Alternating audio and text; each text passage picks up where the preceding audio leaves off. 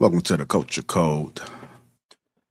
We'll go ahead and introduce the panel, man. We got Mr. Trey Smooth, True Table, Willie, Fresh Maker, Cloud Jones, Aaron, Hink, straight like that. Me, myself, Lapeef. Welcome to the Culture Code. How you gentlemen doing tonight? Going good, my brother. Good. Fellas, Living the dream, man. Living the dream. Oh, that mic is hot, Aaron. Check. You got to turn that gain down a little bit. Mic check. A little better.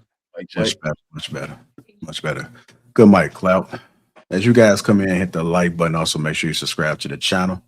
What's going on, Edward Gilbert? We got Sir Nick 96. Mr. JJ 6534 says, because of all his bad moves lately, she has all the leverage now. Career on rocks for him. And if he leaves, she gets probably more than half he played himself. Dedicated to my children's future. This is the best sound like Philly Soul. We talking about the intro music. What up, R324V6? So shy again, get the likes up. That's right. Get the likes up as you guys come in. Hit that like button. Also, make sure you subscribe to the channel. I'm dedicated to my children's future, 541. Also, remember, says salute to JR, the panel in the chat. Have a great show, everyone. Please hit the like button. Chat is free. Up the greatest network on YouTube. Out. Thank you. He said, do we see that sermon that Pastor Jennings preached about wicked women? It'll be great for this topic. I might have to try to look up to see if I can get a snippet of it. Anyhow, so we're talking about Jada rejects Will and what went wrong. I know you guys probably seen the clip. If not, I'm going to go ahead and play it for you guys tonight. But Jada's in the news again. She's on the media and she has yet said something about her marriage in the public. So we're going to go ahead and react to that. And directly after that, we're going to go ahead and break down some psychology. I think this is very important because I think men need to vet better. I do think they need to vet better. And so we want to make sure we highlight. I'm not a professional, but I did do a little bit of research just for some discussion. So we're going to be some professionals tonight without the credentials. How'd that sound? Sound good? All right.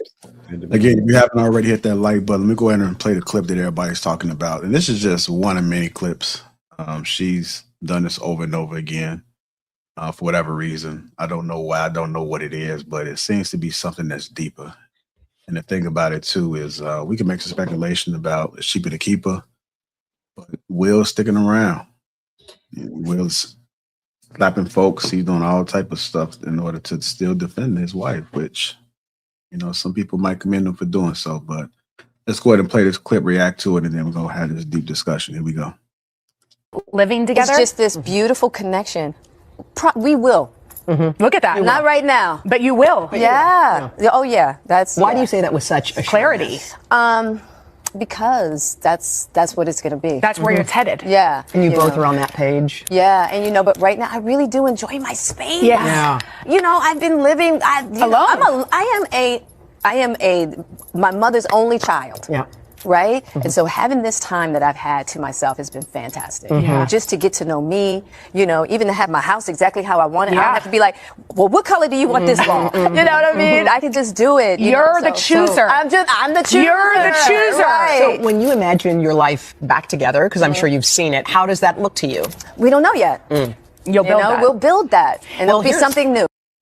I got to run it back, man. I messed it up by putting that over there. So they're going to play well on replay. So I struggle streaming, but here we go. So are y'all living together? It's just this beautiful connection. We will. Mm-hmm. Look at that. Not right now. But you will. Yeah. Oh, yeah. That's Why do you say that with such clarity? Because that's what it's going to be. That's where it's headed. Yeah. And you both are on that page. Yeah. And, you know, but right now I really do enjoy my space. Yeah. You know, I've been living alone. I am my mother's only child. Yeah. Right? Mm-hmm. And so having this time that I've had to myself has been fantastic. Mm-hmm. Just to get to know me, you know, even to have my house exactly how I want it. I don't have to be like, well, what color do you want this wall? You know what I mean? I can just do it. You're the chooser. I'm the chooser. You're the chooser. Right. So when you imagine your life back together, because I'm sure you've seen it, how does that look to you? We don't know yet. You'll build that. We'll build that, and Well, it'll be here's- something new. Let's go ahead and get into it, man. Immediate thoughts about what Jada has just said. Anybody can go first.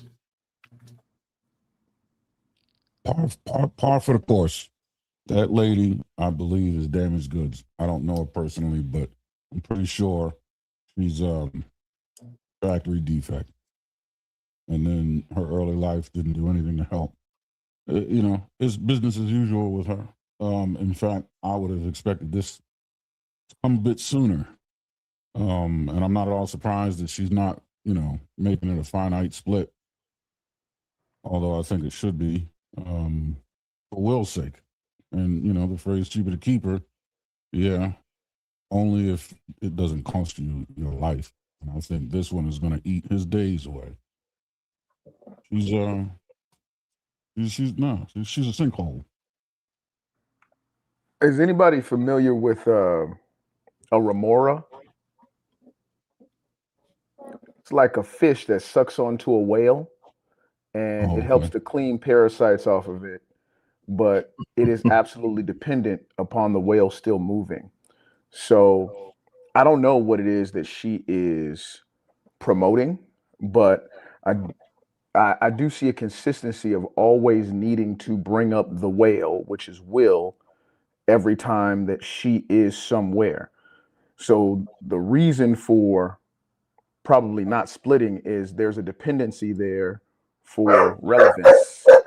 There's a dependency there for income. There's a dependency there for status. So she links onto it and maybe is not sure enough to be able to swim on her own without him. So, yeah. And Will doesn't even get the benefit of getting parasites eaten off of him. Right. Yeah, if I was to put on my conspiracy theory hat, I would assume that there's some secrets that she got on Will that he does not want to have put out in the media. Because I cannot think with a sound mind why this woman is still standing in the ecosystem that he built.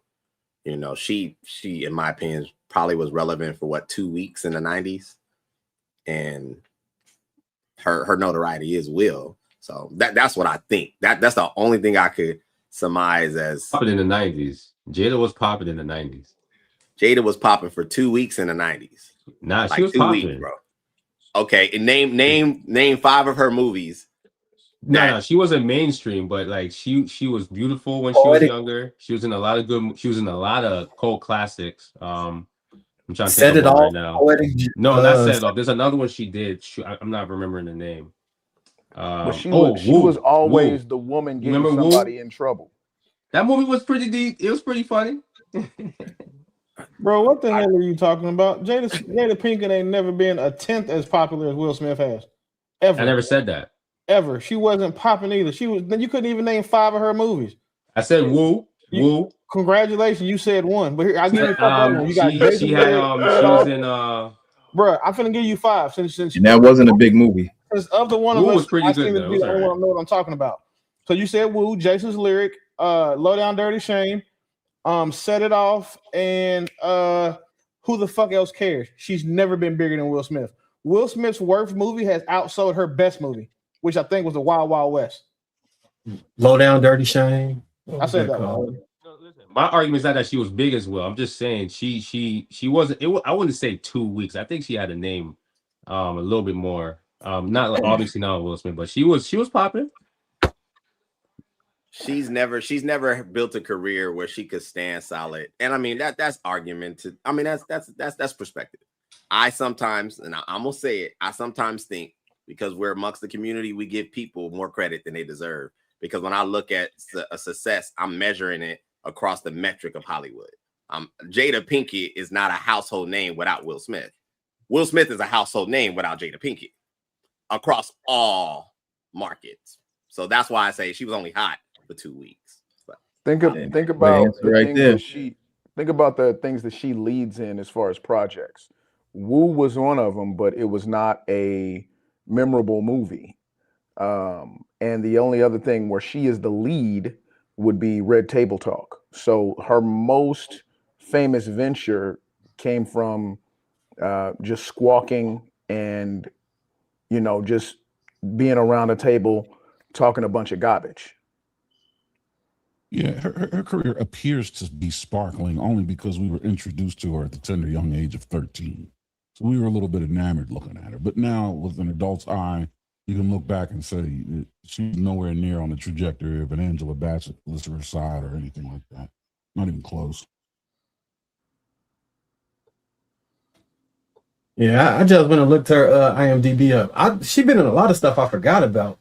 The Nutty Professor. She was in Menace to Society, Inkwell, Jason's Lyric. They're all in the basket at Walmart. Notice you forget them though. Toy section. Yeah, I definitely forgot all of them. Bamboozle. I didn't even know she was in Ali.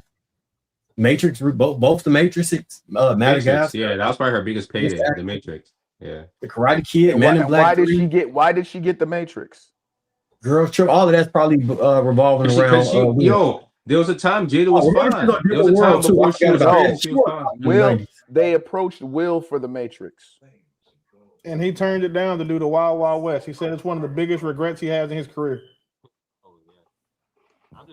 I'm just saying I know why Will got with her. Now he looks crazy, but she was in, you know, she was in everybody's top 10, I would say. In the 90s. Yeah. All you had to do in the top 10 was have titties. She was fine as hell, bro. Jada was in my top 10, bro. We were all 10 to 15-year-old boys. All you had to do was have titties and a face to be in the top 10. We was 10, 15 years old. Exactly. Jada was bad, bro. Like when I was in the 90s, she was bad. I gotta agree with Straight like that. She was decent in the 90s. Like this revision is history. Nobody's arguing her beauty. Jada Pinkett wasn't bad. Nobody is saying that. What we're saying was she was never it. Like he said, she was popping. If she was, it was because of her beauty, and that's it. And then the only other thing she has now is the fact that she's attached to one of the greatest black actors of an era. That is the only reason why we still talk about her. I agree. That's why I was saying she wasn't like okay. If you're talking about her acting career, cool, but Jada was, you know, I see why Will got with her. I don't know why he's staying with her, but I know why he got with her. I don't see why Will got with her. You know how many other women Will Smith could have been with instead of her that are better and still more relevant than she is? Well, you know what it is, though? With Lathan back then, if that's the case. You know what it is with Jada, though? Jada, bro, she crazy too. Jada the one that didn't like him. So not Lathan crazy too, bro.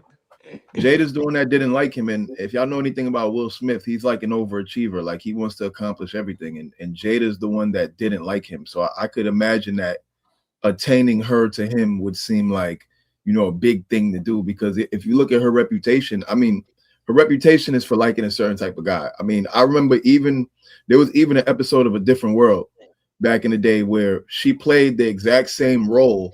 That, like the role they played is her relationship. Like she was stuck between Tupac and the preppy dude. Y'all know what I'm talking about, the light-skinned dude or whatever. And it's like that's been that role is a representation of what's going on with their relationship now. It's like I think Will just wants to be able to say he had that girl that he wouldn't have been able to get. Yeah. Will Smith's first wife looks better than Jada Pinkett, but she liked him. Yeah, I think Cloud on to something. Like I spoke about this shit before. Can you hear me? Yeah, go ahead. Yeah, no, I think Cloud on to something. I spoke about this before when I was talking about like dudes from the suburbs that come to the city and then fall in love with girls that look at them kind of like they lame. For whatever reason, I don't know why they be attracted to girls that's more gangster than them, but the niggas they really was attracted to them and they be trying to get in relationships. And I just know them girls, so I know what they thought of the dudes that was coming from the suburbs to date them, that they were sweet. But them dudes steady would be out there, proud that they dating a chick from the city and dealing with all type of crazy shit when it'll go down. But they seem to be attracted to that shit or was looking at it as a badge of honor or something that, like Klaus said about being an overachiever, that they trying to make her the one, make themselves the one that she would like, even though they, you know what I'm saying, they just not her type. They gonna be the one to transform her taste into being with him. He gonna go through hell trying to prove it. And then if it don't never prove, it's just gonna be a long string of him getting drugged through the mud like how Will is right now. And the part of the city that Will is from isn't, we'll say, very effervescent. It's a little bit calm. compared to North Philly, which is pretty much Beirut. And what you thinking, Trev?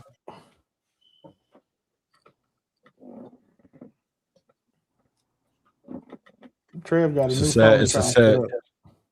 No. That shit. I can't do nothing with it. It's just sitting there. Yeah, this lady, man, I can't understand for the life of me why he is insisting on being tethered to him. I did hear something that he said before, right? Like he is extremely afraid of failure, and I think that he is in the marriage more so because he is petrified to fail at it. But in my opinion, he already did. You are with a woman who has publicly disrespected you infinitely. I've never seen such disrespect in my life. To me, I think it ruins his brand. It ruins him as a man.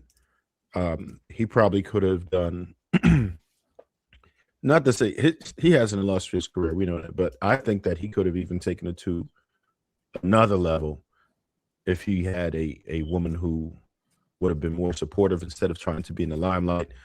And I think that she has penis envy and she just really wants to be in competition with bro.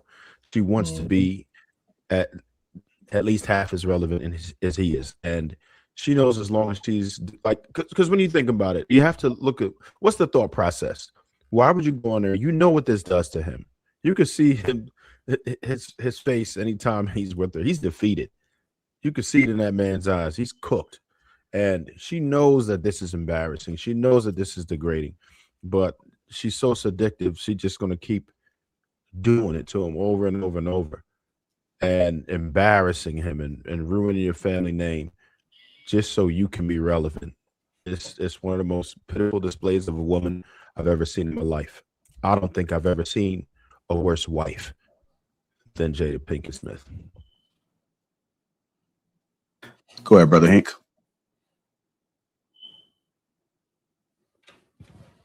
It reminds me of a classic movie with this situation. I don't know if y'all, man of a certain age, y'all might know this, but the movie's called Grease. I don't know if y'all remember this movie, how, there was the hoods and the good girl, and it was something about this good girl that he wanted it so bad that he would just do anything to get with her. Everybody told him, man, don't even worry about it. Get one of these hood girls. But he wanted that goddamn good at hood girl. And he was willing to change his whole persona in order to do that. Well, same thing with Will and Jada. The same goddamn thing. He made a bad decision. And I know he regrets everything. I know somebody said something about she might have something. Well, what is she going to have over him? Unless he was doing something to a child. Everybody else know he's gender fluid. So what does that matter? Unless he got a body on him where he ended somebody and burned him in a backyard somewhere. What can she hold over this man to make him stay? I don't understand. I'm not for divorce, but man, with all the shit he's getting put through and the disrespect and the mental abuse that he's taking, man, it's not worth it. It's not worth it at all. But of course, she's gonna keep living her best life, and he's gonna keep allowing it to happen. And then they talking about living in two different reds. Man, I'm not. Man, look here, man. If we're gonna do that, you're gonna take care of yourself, and I'm gonna take care of mine. And we'll get together whenever I want to see you or be with you or have sex with you if I want to, or I may go out there and do something else with some other woman. But I'm not doing nothing for her. I'm not providing for her. I'm not going to try to do anything for her. If it's the lifestyle you want to do your own thing on that side of town, I do mine, fine. Don't expect for you to be reaching in my goddamn pockets because you no longer belong to me. You always belong to the streets. Just on paper, you my wife. And that's it. I landed there. Can somebody I just got here. If somebody could tell me the general consensus in the room about the clip. I think they got that arrangement right now. Well, I don't know if Jada Pinkett was moving lips right now. No, I saw the think, clip. You know what she was I think saying. Will does what he wants. I think Jada does what she wants. I think she's a you witch. want to know what we all think, and you're going to go the Yeah, opposite yeah. way? Is that what you about to do, Mark? What the shit is this, man? Okay, there Yeah, you so go. I saw the Not ready to say no. Ma, we all think say she's no. I think it's as simple as that. She doesn't respect them. right. We think she's a terrible wife. She don't respect him, and some people You can believe go, he Ma. could What have were you done gonna say, better bro? than her. You know what I'm about to say. No, I don't. I mean, everybody talking at Hear once. you, Y'all bro. can't wait to get at me, huh? I just got here. Do your thing, man. Don't everybody speak at once. We can't hear you. Look, mine. Go ahead and save his hoe. You'll find a way. Yeah, so I think of course they not in my type of relationship, right? The mic don't even want you to say nothing. Yeah, they don't even want you to say Hear me? nothing. That's why you can't Hear say me? nothing now. Yeah, we can hear him. Oh, We refresh. can't hear you, bro. Straight can't hear you, but everybody else does. Yeah, I hear him just fine. Oh shoot, my bad. Yeah, of course they're not in my type of relationship, right? But I think a long time ago I kind of understood that I can't hold them to my standard because they've already told us like, yo, we into some weird spiritual stuff and we want to be life partners and fuck other people. That's what I heard. Like I heard August Alsina talk about the situation. He said he asked Will for his blessing and all that type of shit. So I'm like, all right, y'all into some freaky shit, right? Y'all different. Which I kind of don't understand why everybody kind of keep harping on it. Like once I know a nigga is a swinger, it's like, all right, shit, you do you. Like I ain't about to tell you not to be a swinger and like your wife disrespecting you. Like, oh, y'all different. That's what y'all into. Like I think their kids is weird. I think their kids is half gay or gay and all that type of stuff. Like, but that's y'all business. So I kind of like I just always see people circle back around to like how they dislike Jada, and I totally understand it, right? But then we kind of like go a little bit OD when we say like, oh, you know, we comparing her to they acting careers and all that. Like Jada had a decent career. She ain't Will. Will's one of the best actors in the world. But Jada was in tons of movies that you probably can't even think of right now off top. But if you actually read them, you're like, oh shit, all right, she was all right. You know what I'm saying? Best actors. I'd say he's one of the biggest actors. I wouldn't say he's one of the best To actors. me, he's one of my favorite. He's in one of my favorite movies. Remember, I told you I Am Legend is one. Like I think he's great. He's amazing to me. It's the thing. If Jada's in all these movies and you can't remember her presence in the movie, it's an indicator of the quality of her acting skills. She got into the movies because of some sort of favoritism, nepotism, or connection to Will. So she's not an EGOT. She's nobody's Yeah.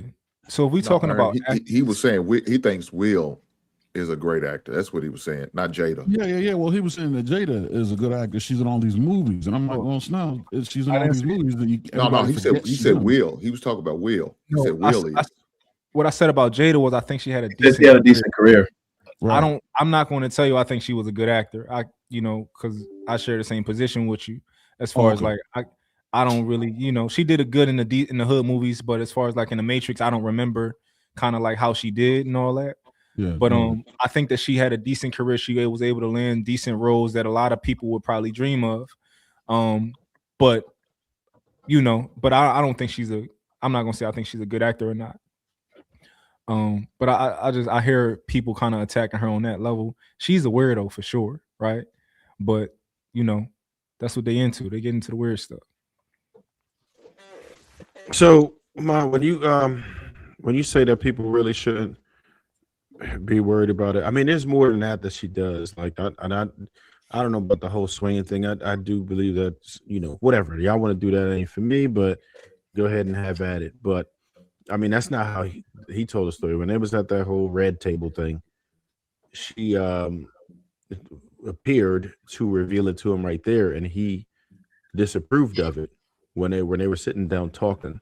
So I don't know about that whole blessing thing, because that's not how either of them portrayed the story. August Alsina, I mean, shit, I don't know.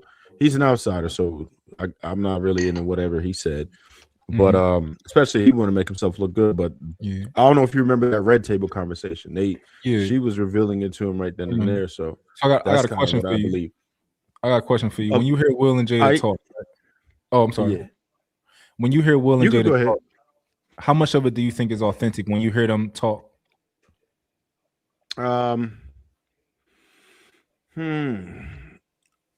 Well, some of the things it's hard to tell, man, because they're both actors, right? So you never really know. So all we can go by, we could speculate all day and come up with entirely different conclusions.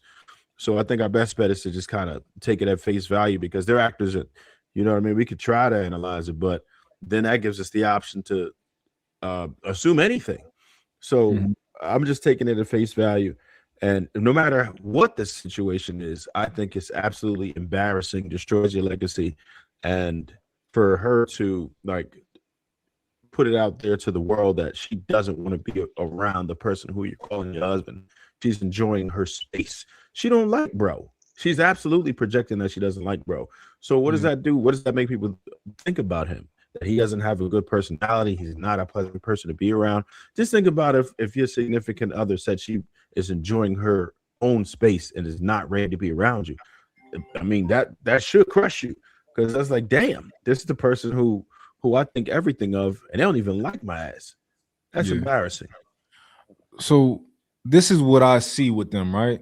I think that they've essentially they're separated and they've gotten a divorce in my mind, right? However, their claim is that we're at a place where essentially we've gotten a divorce. However, I'm gonna be your best friend for life. That's what I see, and that's what I hear when I hear them talk. When you on your deathbed, I'm gonna be right there. You know, anything you need, let me know. However, I don't want to be with you physically. I want to fuck other people, and I want to be in my own space. However, nobody better not say shit about you around me, to me, about you. That's what I hear when I hear them. Like when I hear them articulate. He's her best friend. She's not his But what best about friend. when she goes in public and speaks in a manner that would embarrass most men? Friends Is don't that do the that. behavior of a best friend?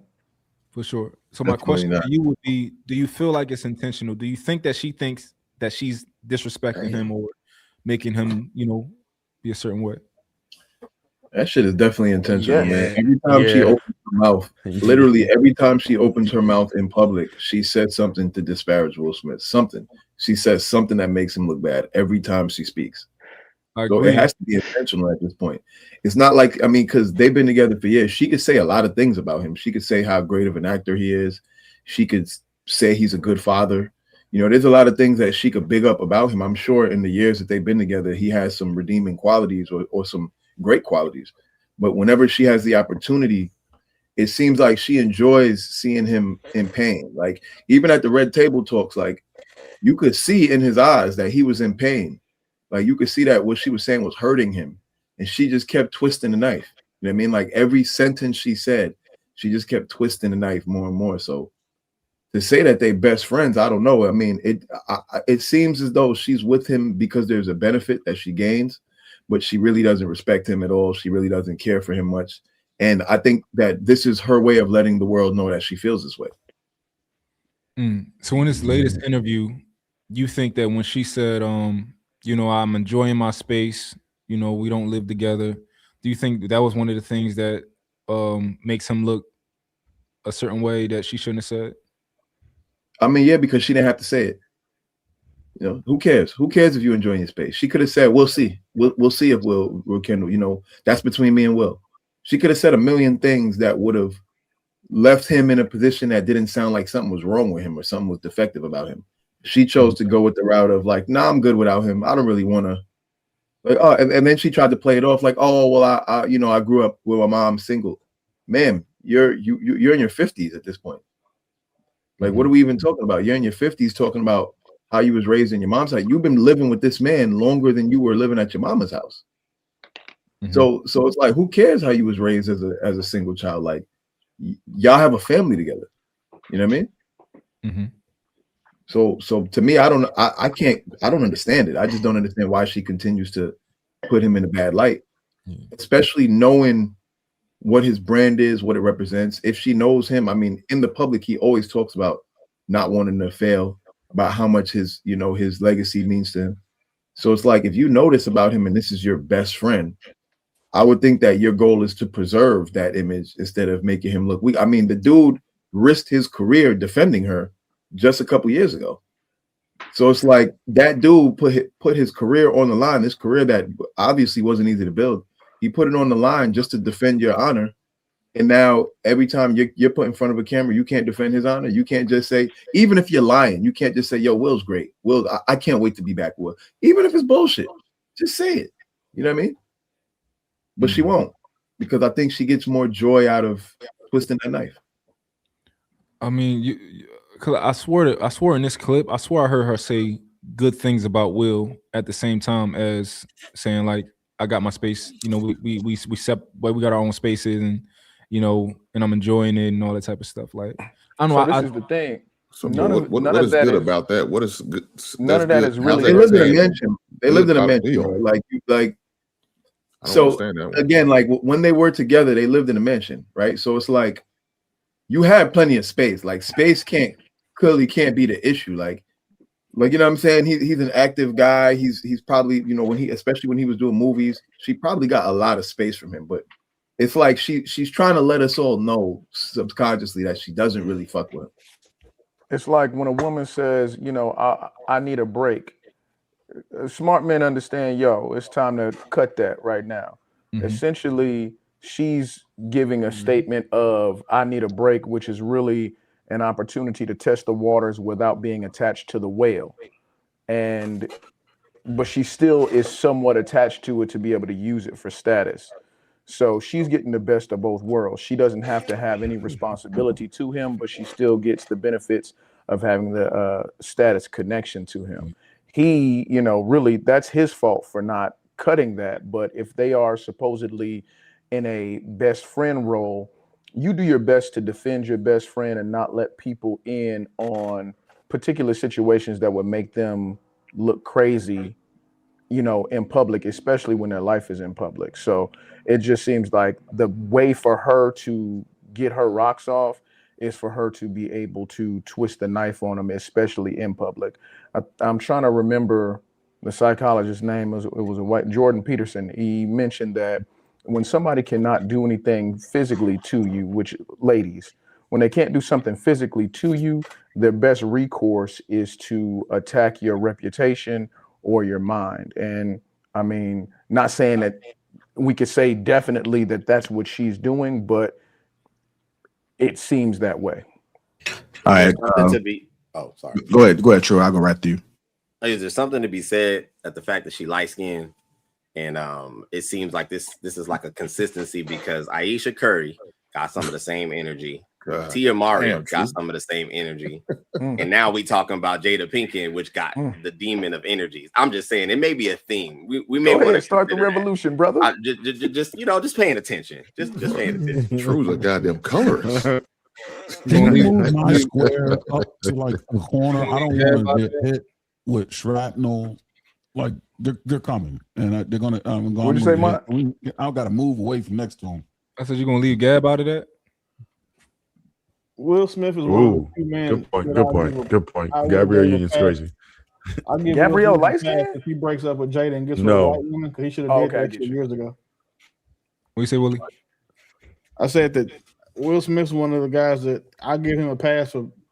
I'd have gave him a pass if he'd married a white woman. Like if he left Jada and married a white woman, I'd probably be happy for him. You know, I feel like we maybe are holding them to unfair standards, and I only say that because if somebody come on here and they tell me they're a Christian, I'm gonna hold your feet to the fire when it comes to that book, right? But if somebody come on here and they tell me they're not a Christian or they don't believe that, maybe they never opened that book up, I'm like, all right, I ain't gonna say nothing to you about certain topics, right? But I hold people to the standard that they give me. You tell me that this is the type of lifestyle you live. Like with Straight, remember I pressed Straight on a couple things because he told me he bought that book. So I pressed him on a couple things, right? You tell me the lifestyle you live, I'm gonna hold you accountable to that. But I think we holding them accountable to the type of relationships that we used to or that we will get in. Like my woman gotta respect me. My woman gotta come out here in public, like, and you're a reflection of me, right? So we know, like, we all kind of can agree on that. I think we all kind of, you know, are in similar style relationships. But I see them and they in this alternative swinger. Like, I feel like they've been fucking other people for a long time. And I feel like there's some people who think Will Smith played for the other team. I can't confirm that or not. So I don't really, you know, I don't talk about it too much. But there's some people who live and die by that shit. Yeah, but you can't sit there and say he don't believe in respecting somebody when he went up Yeah, on I that was gonna stage say. and slapped this man in his face for his goddamn wife. The He woman felt like that it was a doesn't- sign of disrespecting not only him but his wife. So you can't sit there and say he doesn't believe in some of the philosophy we do about respect. That's not true. He's just okay with being disrespected by his wife. That's the problem. He's okay with it. He accepted it is what it is. She's been doing this ever since I known her. She's not going to change, so she's going to keep doing it. I just tolerate and I deal with it. Hank, you know what? You know what I like. All right, to play devil's advocate, I will say this, right? There is a possibility. There's a possibility that who he presents himself as to the public and who he is with his family is not the same person. And if that's the case, and if he's not who he presents himself as, then maybe that could explain why she feels the need to express what she expresses in public, because maybe she's kind of trying to tip people off who he really is. Now, again, I don't know if that's true, but I'm just saying, if I'm playing devil's advocate, maybe that's what it is. You know, maybe he's really an asshole at home. Maybe he doesn't give, you know, maybe he's not a loving father. You know, maybe he's a real jerk. And so she's trying to let us know, hey, like, Will's not the guy I think he is. And that's why I disrespect him the way I do. That's the only thing to me that would make sense.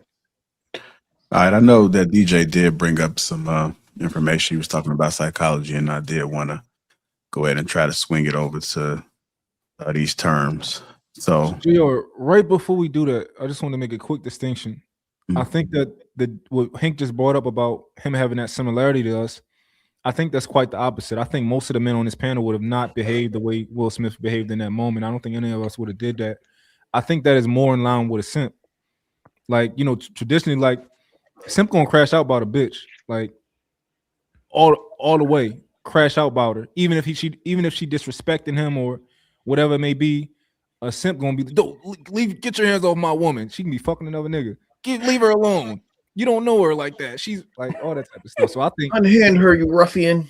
Yeah, like I think that's kind of like the opposite of how we would respond to that situation.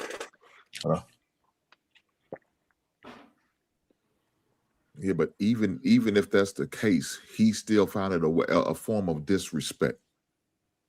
That's all I'm saying. Not even about how he responds. He still found it as a form of disrespect. Yeah, I was gonna say, the way we perceive it is that he emotionally reacted, which we would have stayed in frame. However, and I mean, you can ask women, if a man is to stand up for you when he feels you're disrespected and smack another man and make sure he never does it again. For most, I would think that would be a point of where they have decided that this is my man forever. I'm always gonna stand by him, and I ain't gonna never let nobody disrespect him, and I'm not gonna disrespect him. Y'all can correct me if I'm wrong, but I would think that that's a normal exchange in something like that. But DJ, if it was in a different setting, some of men would have did that too. It was just the setting that he did it in what makes it look so bad. If y'all was out on the street and a man disrespected your wife, you probably would have laid hands on him. Yeah. You probably more than likely would have. But it so happens to be in a public setting like that. It's the reason why it made it so bad. We out on the streets. And the dude wasn't a threat. Yeah. Chris Rock is a comedian. Yeah. Public setting. It's a televised award show where the person announcing the award winner gets assaulted. That's wild. The woman has no soul. Didn't we just find out that this bizarre lifestyle that they're living? Didn't we find out I can't that hear Big found Aaron. out when we found out at Red Table Talk? Hey, freshman, go back out. I'll go back out. Yeah, it's something with StreamYard because I caught it on the edit when I was doing it. I thought I could hear somebody, but YouTube can hear us, but for somehow StreamYard just didn't be limiting folks here and there. Who you want me out and back in? No, I was talking to DJ Freshman. Okay. A man is doing all of that for a woman that he done known and had another business out of her is crazy. You know, if we can be as weird as we want to, but if you fucking other niggas, I'm not going up and slap a nigga behind you either. Have one of them other niggas you doing that crash out for. And then two, I'm the checkbook, I'm the brand, I'm the name, I'm the reason why you're even relevant. I'm the reason why you're at this award ceremony. So why would I need to be the one to go crash out when you got underlings? You know what I'm saying? That's blowing your back out. Like that's crazy to me. Like August not to Alsina mention, the one to go up there and not crash to mention her actions is what made the jokes relevant. Like it was her disrespect with August Alsina that made them the topic of the jokes at the award show to begin with. Yep.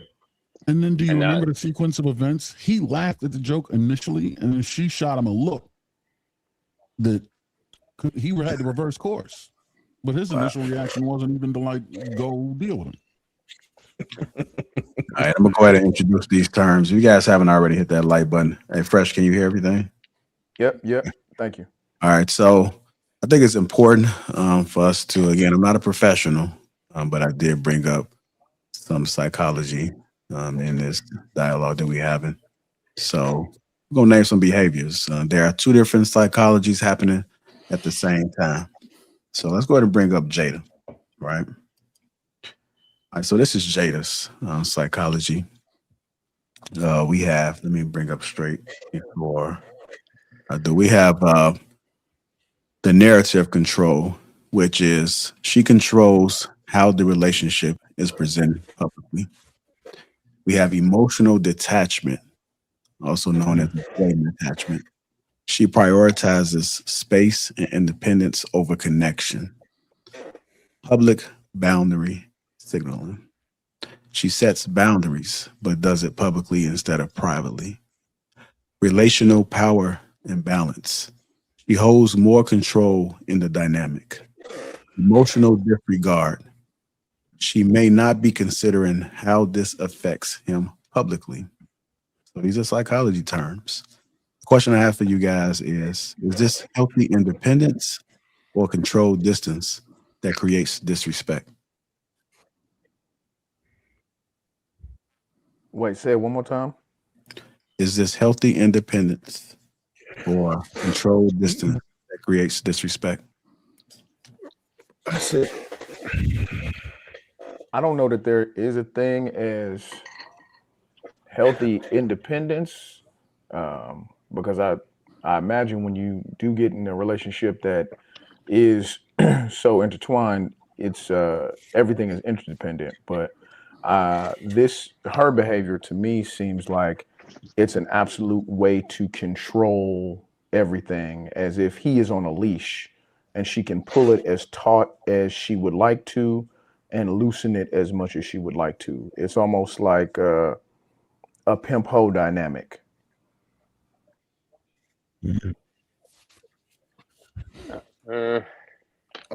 Everything you just listed is what women do when they break up with people. This isn't just Jada. Like this isn't anything that's far-fetched or new. This is like, if you look at this is the step-by-step thing that women do when they break up with a man or when they get divorced or just end a friendship. This is the typical woman's playbook. Like nothing about this is special. Nothing about this is like Jada Pinkett specific. This is have a vagina specific. Like this isn't special. Like you control the narrative because you want the guy to be the bad guy. You detach from him so that way you can make what you're doing not seem like it's bad. So you tell people like, well, he was a bad guy, so if I go give this other nigga some pussy, I'm justified in it. The public boundary signaling, like when people can confuse boundaries and rules with each other. A boundary is something that you have for yourself. Like I have a boundary that I tell you don't call me past 10 o'clock. That's me setting a rule for you. When I say I don't accept calls past 10 o'clock, that's my boundary. That's not what she's doing. She's established. She's trying to reassert these rules for her husband that should have been inside of her wall because that's her husband and not just some random nigga off the streets. The relational power imbalance. Like, what are we talking about? There was never balance there from the beginning. He married someone who didn't like him. Everybody should understand now that if a man likes his woman more than she likes him, this is the type of shit that happens. If a woman likes the man more than the man likes her, they can be together for 80 fucking years. But we don't see it. We don't see it the other way. In emotional disregard, I mean, shit. Again, standard woman shit. This isn't like some aha moment. This is just what women do. So maybe he's ignoring her now. I was going to ask if you think he's just ignoring her now. because he seems to do this. I'm surprised he hadn't slapped the shit out of her. That's what I'm surprised about. I'm thinking she does this to get a message to him, because I don't think he be answering her calls, bro. I honestly think we'll be just be like, yo, whatever. I'm not gonna divorce you. You can have your own crib. I'm gonna be over here at Diddy parties. I'm gonna be out here with these I'm gonna do me. And I think the only way she could get a message to him is going to do an interview. No, that's so we did see like we did see. I don't know. I'm just saying. I'm just saying. Is my mic working? I'm trying to give Will a little bit of credit. Try to help this guy out, man. Yeah, we have seen people who operate the same way when they celebrities, that they try and protect their public image by any means. So it is possible that she could be trying to use the public sentiment to manipulate him into doing something or being in some way that she wants him to be. I think back to Willie's point, the relational power imbalance is the key aspect of all of this relationship. I think it's the pillar on which all this other faulty shit is happening. Because she likes him less than he likes her, he's become desperate, and his desperation makes her like him less. And he's putting himself in situations that's embarrassing, and that is his way of trying to prove something that's unprovable. You're not going to be able to convince her that you love her more now, or that she should love you back, by doing the thing that's making her look at you crazy. And unfortunately, the only thing that he probably could do that make her love him back is fall all the way back and ignore her. But then if she's willing to go to the extent of manipulating him using the public and the media and shit, he kind of caught in a toxic ass cycle. So it's hard to fix problems 20 years in, 15 years in. This shit you got to fix on the front end. Because you just putting bond on top of you say what? This ain't hard to fix. Like Buddy just said, look at what Brian McKnight did. Will Smith need to take every play from that nigga's playbook right now. But he left, right? Huh? He left, right? Well, I'm talking about that. He cut everybody off, got married to a new person, had new kids, and had a new junior. Like, right, that ain't fixing it. I'm saying, like, in a if they was to talk about being within a relationship, it's hard to fix some shit that's this bad that you let go on for this long. That's how these patterns. But yeah, cutting it off ain't fixing it. That's doing the right thing. Valuable differences was a couple. It'd be these two niggas. What I'm saying is, going forward, Will Smith moving in the Brian McKnight fashion. The way that he cut his kids off, if he cut Jada Pinkett off, nobody gives a fuck about Jada Pinkett no more. Nobody. She didn't have maybe he cares about the money other than him. If she has nothing, like you said, that the remora fish, he's the whale, she's the fish. All he got to fucking do is stop swimming, and she's gonna die. Like, so maybe it's the money. She doesn't have anything that like. The only reason we were talking about her is because Will Smith asked her to marry him, and she said, "I do." If they had not got together, I mean, you look at her dating history. It was Eazy-E before Tupac, then Tupac, and shit. Not trying to be funny. She lucky as fuck to still be alive after dating Eazy-E. So if this is the only reason why we're talking about this girl is because of Will Smith. That's it. The only reason why she has any type of sway, saying she's relative or any of those other adjacent words is because of who her husband is. So are we really saying Will Smith is that desperate? No, I don't think that anybody up here has used that word or said. So why is he with? No, I'm saying why. Okay, I'm saying we all agree she's the worst. It can't just be, oh, I don't want to fail at this marriage, so I'm just gonna keep you around. It gotta be something else. Yes, it can. I mean, listen. Their whole relationship has been weird from day one. They just do weird shit. Like, their kids are weird. Like, the way Will be with his son is weird. Like everything about them is just weird. That's the only way to break it down. Like, there's something going on that we're never gonna know. And if we were to find out what that something is, I guarantee you to explain everything. The only time you see Will doing normal man shit is when he's with his oldest son, like the one from his first wife. Oh, right. That's the only time you'll see him like looking like a normal person. Because when he with the other two, them other kids is weird as shit. So he looks like a weirdo. He was kissing that boy on the mouth on television shows, and the boy was trying to get away, and he trying to kiss him on the mouth, and it's just weird stuff going on in that family. I never seen him try to kiss his daughter. I always seen him try to kiss the son. Well, his daughter doesn't like men, so that's probably why. But again, But she wrote a letter to Tupac, so I mean, hey, she wrote a posthumous letter to Tupac, so she likes somebody. You know what I mean? She got I a think she's girlfriend, right and because they're she like knew his mom was happy. into yeah, she's into that like that triple stuff, like dating men and women at the same time. She's into that now. He should Right, like she's into that. I mean, the son walk around with dollhouse purses and whatnot. Yeah, I mean, it's a different. He was the women's clothes representative for Louis Vuitton. Like, there's a lot of weird stuff going on in that family, man. I think they do Diddy parties. Wife. If he stayed with his first wife, then this whole we don't even have to have this conversation. They probably be divorced by now. But if he would have just skipped this Jada Pinkett relationship, he probably would be with Lori Harvey or somebody right now. We'd be talking about that. I think y'all giving Will way too much credit. He want a Lori Harvey. We don't know what he really into, man. I think y'all giving Will way too much. The point is that we would have skipped this whole Jada Pinkett extending her fucking lifetime and her shelf life would have not been this long had he chosen to stay with his ex-wife or just marry a white woman. I think y'all giving Will too much credit. We know he's from Winfield, right? Yeah, Winfield. Yeah, right. This is a clear case of this woman has a black hole where a soul is supposed to be. They got a black hole where her soul is. Well, you say the solution was him to marry a white woman? I would have so you know how they say when niggas get on, they leave your ass for a white girl. If Will Smith would have did this, I'd give his ass a pass. That's how bad Jada Pinkett is. I mean, honestly, the only time he look happy with a woman is when he acting with white women. Truthfully, look at Focus. In Hancock, he looked happy as hell when he was in not Hancock, bro. Look at Focus when he was in Focus with old girl that plays Harley Quinn. Margot Robbie. Look at the chemistry they had in that movie. He didn't have but that she fine chemistry for a white girl. She fine, bro. He didn't have that chemistry in Wild You Wild can West. just say she fine. You don't gotta say because she's white. I'm just saying. Nah, for a white chick, she bad, bro. For a white She girl, just fine. Why can't she just be fine? Why she got to be fine for a white girl? She different. We don't She's play different that. for a white chick. She different.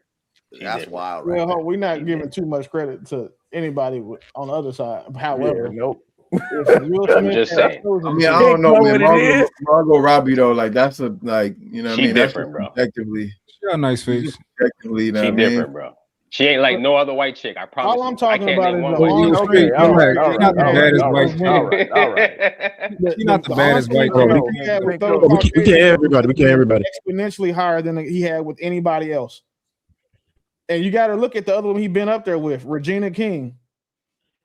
I mean, like he's got a list of black women that he's been on screen with. But even like in Hitch, that chemistry was tougher than when he was with Tyra Banks, Independence Day, Regina King, Enemy of the State.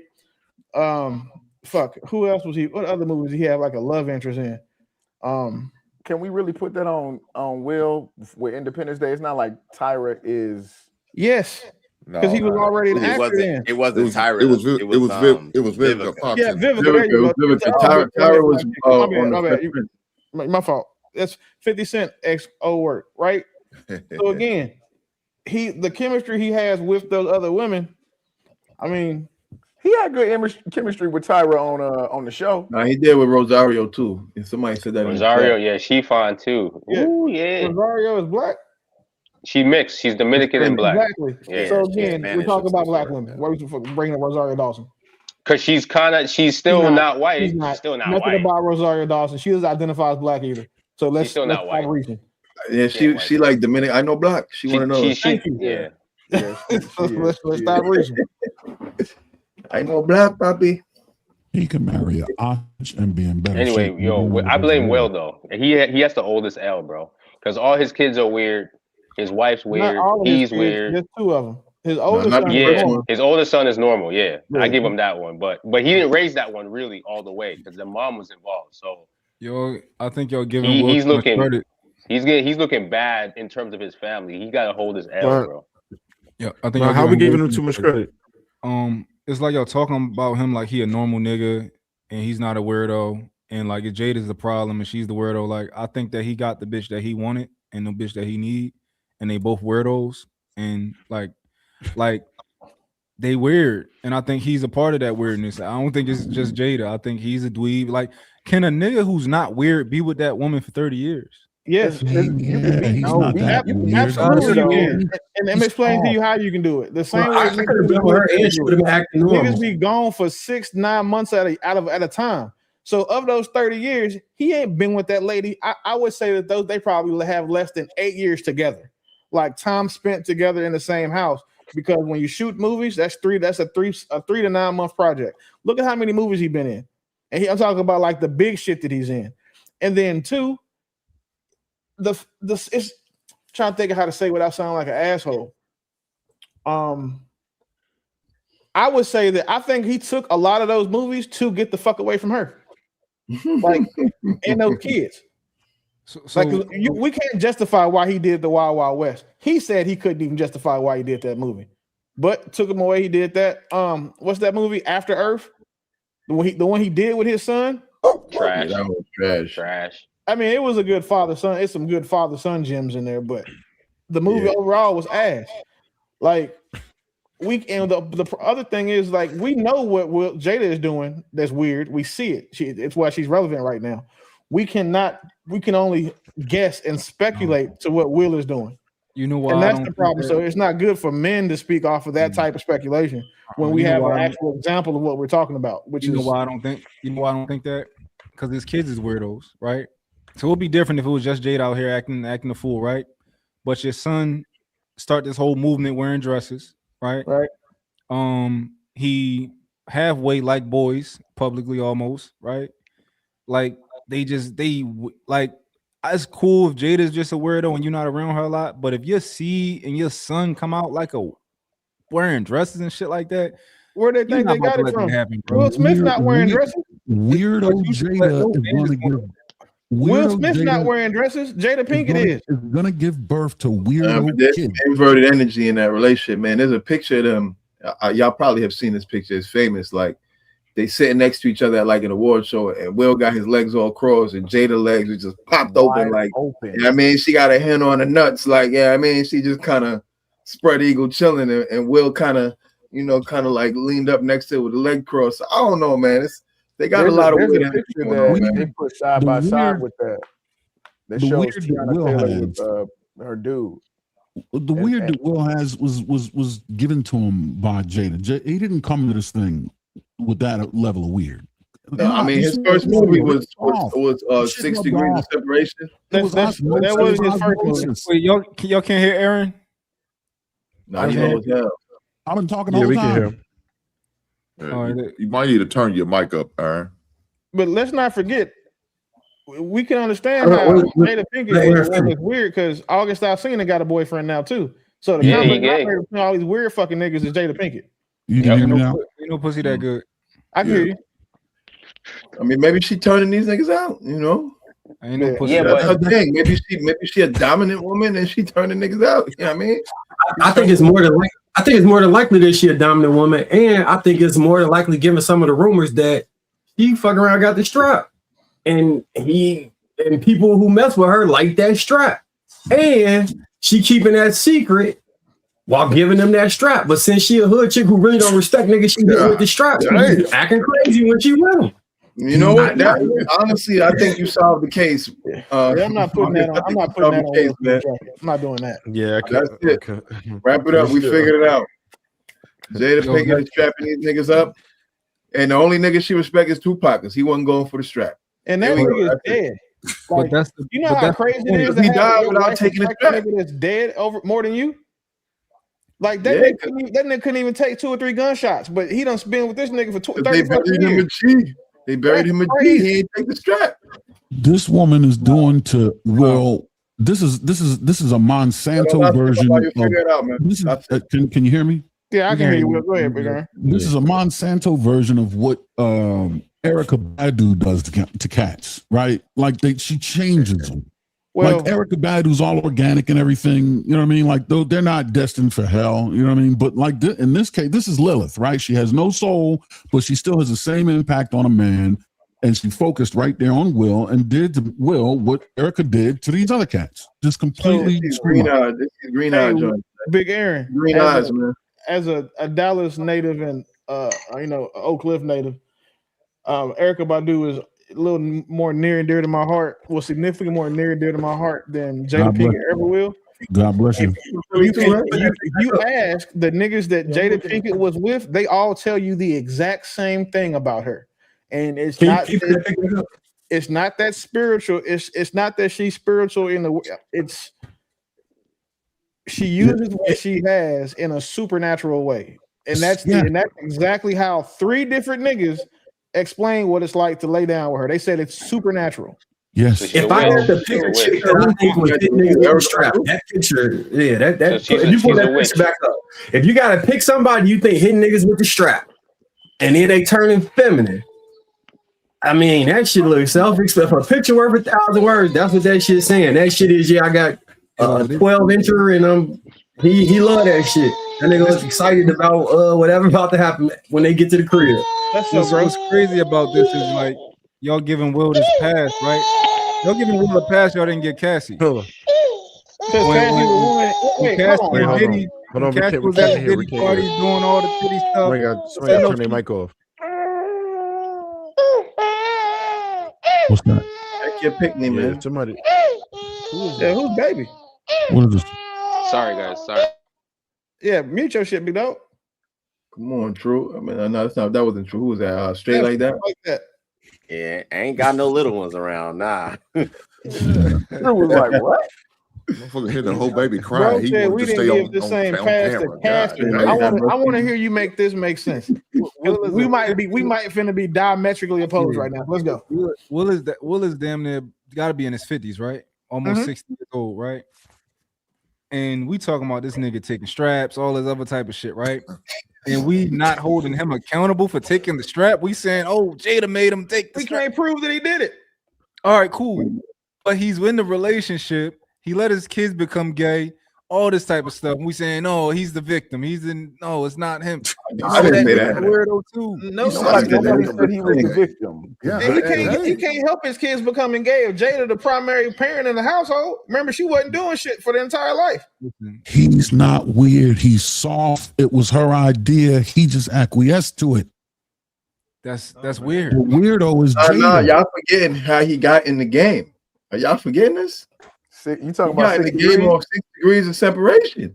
Yeah, I knew somebody's gonna bring up 6 degrees. Oh, now, like let's not act deaf, dumb, and blind. And there were lots of rumors about the producer of Fresh Prince of Bel-Air and him. So I don't know if it's true. I don't know what's going on in their house.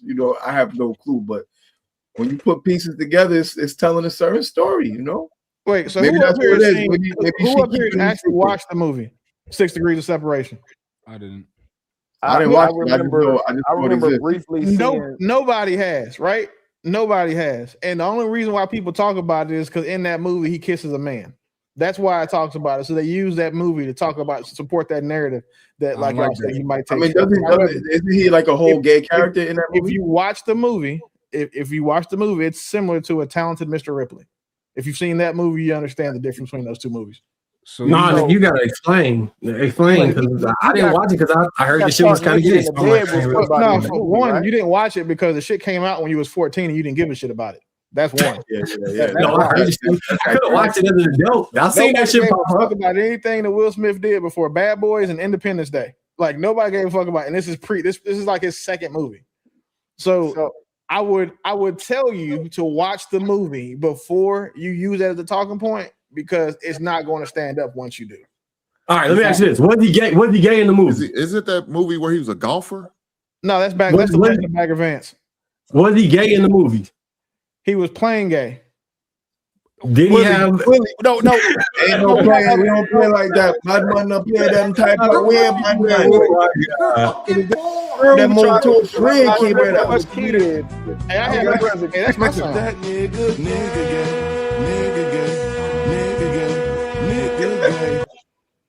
I remember as a kid seeing, I guess somebody bust in the room, and he was like naked with a dude in the bed or something like that. So just for clarity, was Will Smith in the movie? It sounds gay to me. Bust in the bed, in the movie, he's pretending to be gay. Yes. Well, no, I'm just saying. So for most people that probably saw that part, because for me, I immediately changed the channel. But 100%. tremendously, like I was like traumatized. This is Fresh Prince. What the hell part of the game is this? And so many of us won't see the rest of the movie after that. Why was he pretending to be gay? And then, Why was he pretending to be gay? And then check this out. Another thing y'all got to stop doing with Will Smith is acting like that he came in because of movies. He was a rapper first. Like doing that. Will Smith is probably he's a legendary rapper for the shit that he did when he was doing it.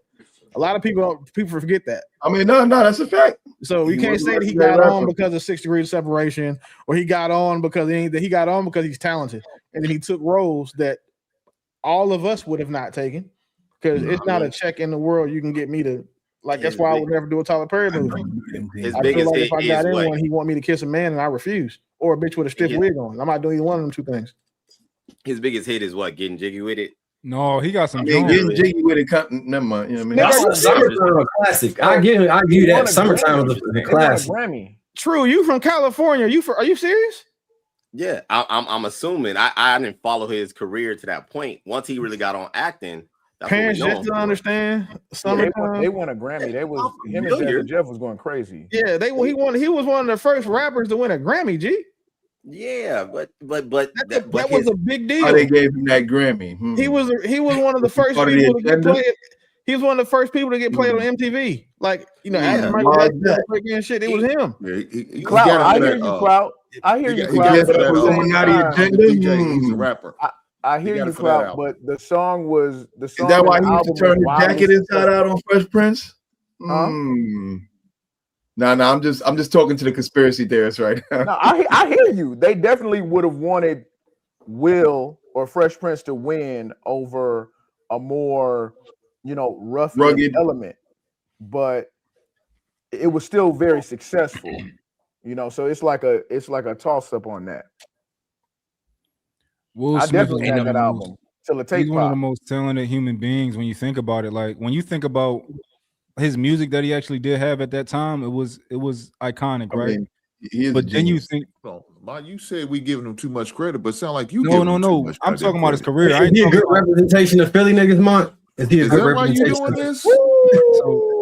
So obviously, I'm talking about. I don't know. The niggas was spinning him around on the basketball court. You know what I'm saying? Like, I don't know if most Philly niggas were allowed. Now we know why. Now we know why mine's defending this motherfucker so hard.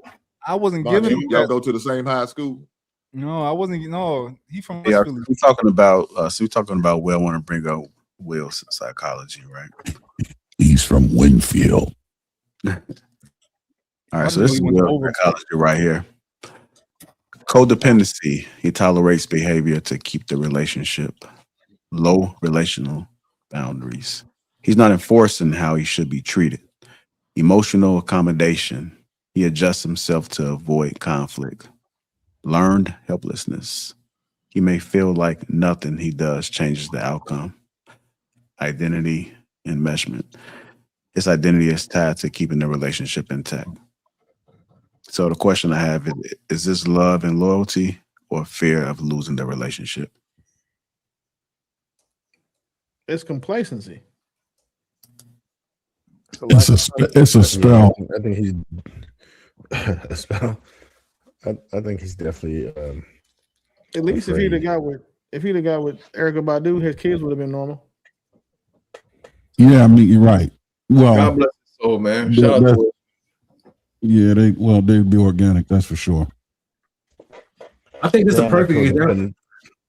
I think it's a perfect example of how men and women are different. Because if you reverse the roles of each one of them, this is a 50-year happy marriage. Okay. Yeah, that's what I said earlier. Exactly. You said happy. This is exactly what it is. You said happy? Yeah. This is a 50-year happy marriage if you reverse the roles of their personality, right? So her being the one that's setting firm boundaries, her being the one that's kind of in charge of the relationship, her being the one that like I'm not talking about the crazy shit she do. I'm talking about the way they react in a power relationship. Him liking her liking him less, him liking her more, him accepting crazy or other shit in order to make the relationship work, budging on his bound, everything that would make for a 50-year elderly relationship and a man and a woman. They just got their wires crossed. He acting like a woman and she acting like a man. Yeah, but the setting of boundaries and stuff, that was a public display of setting boundaries. That wouldn't fly in any relationship. And she's, you know what I mean? Like, she has no soul.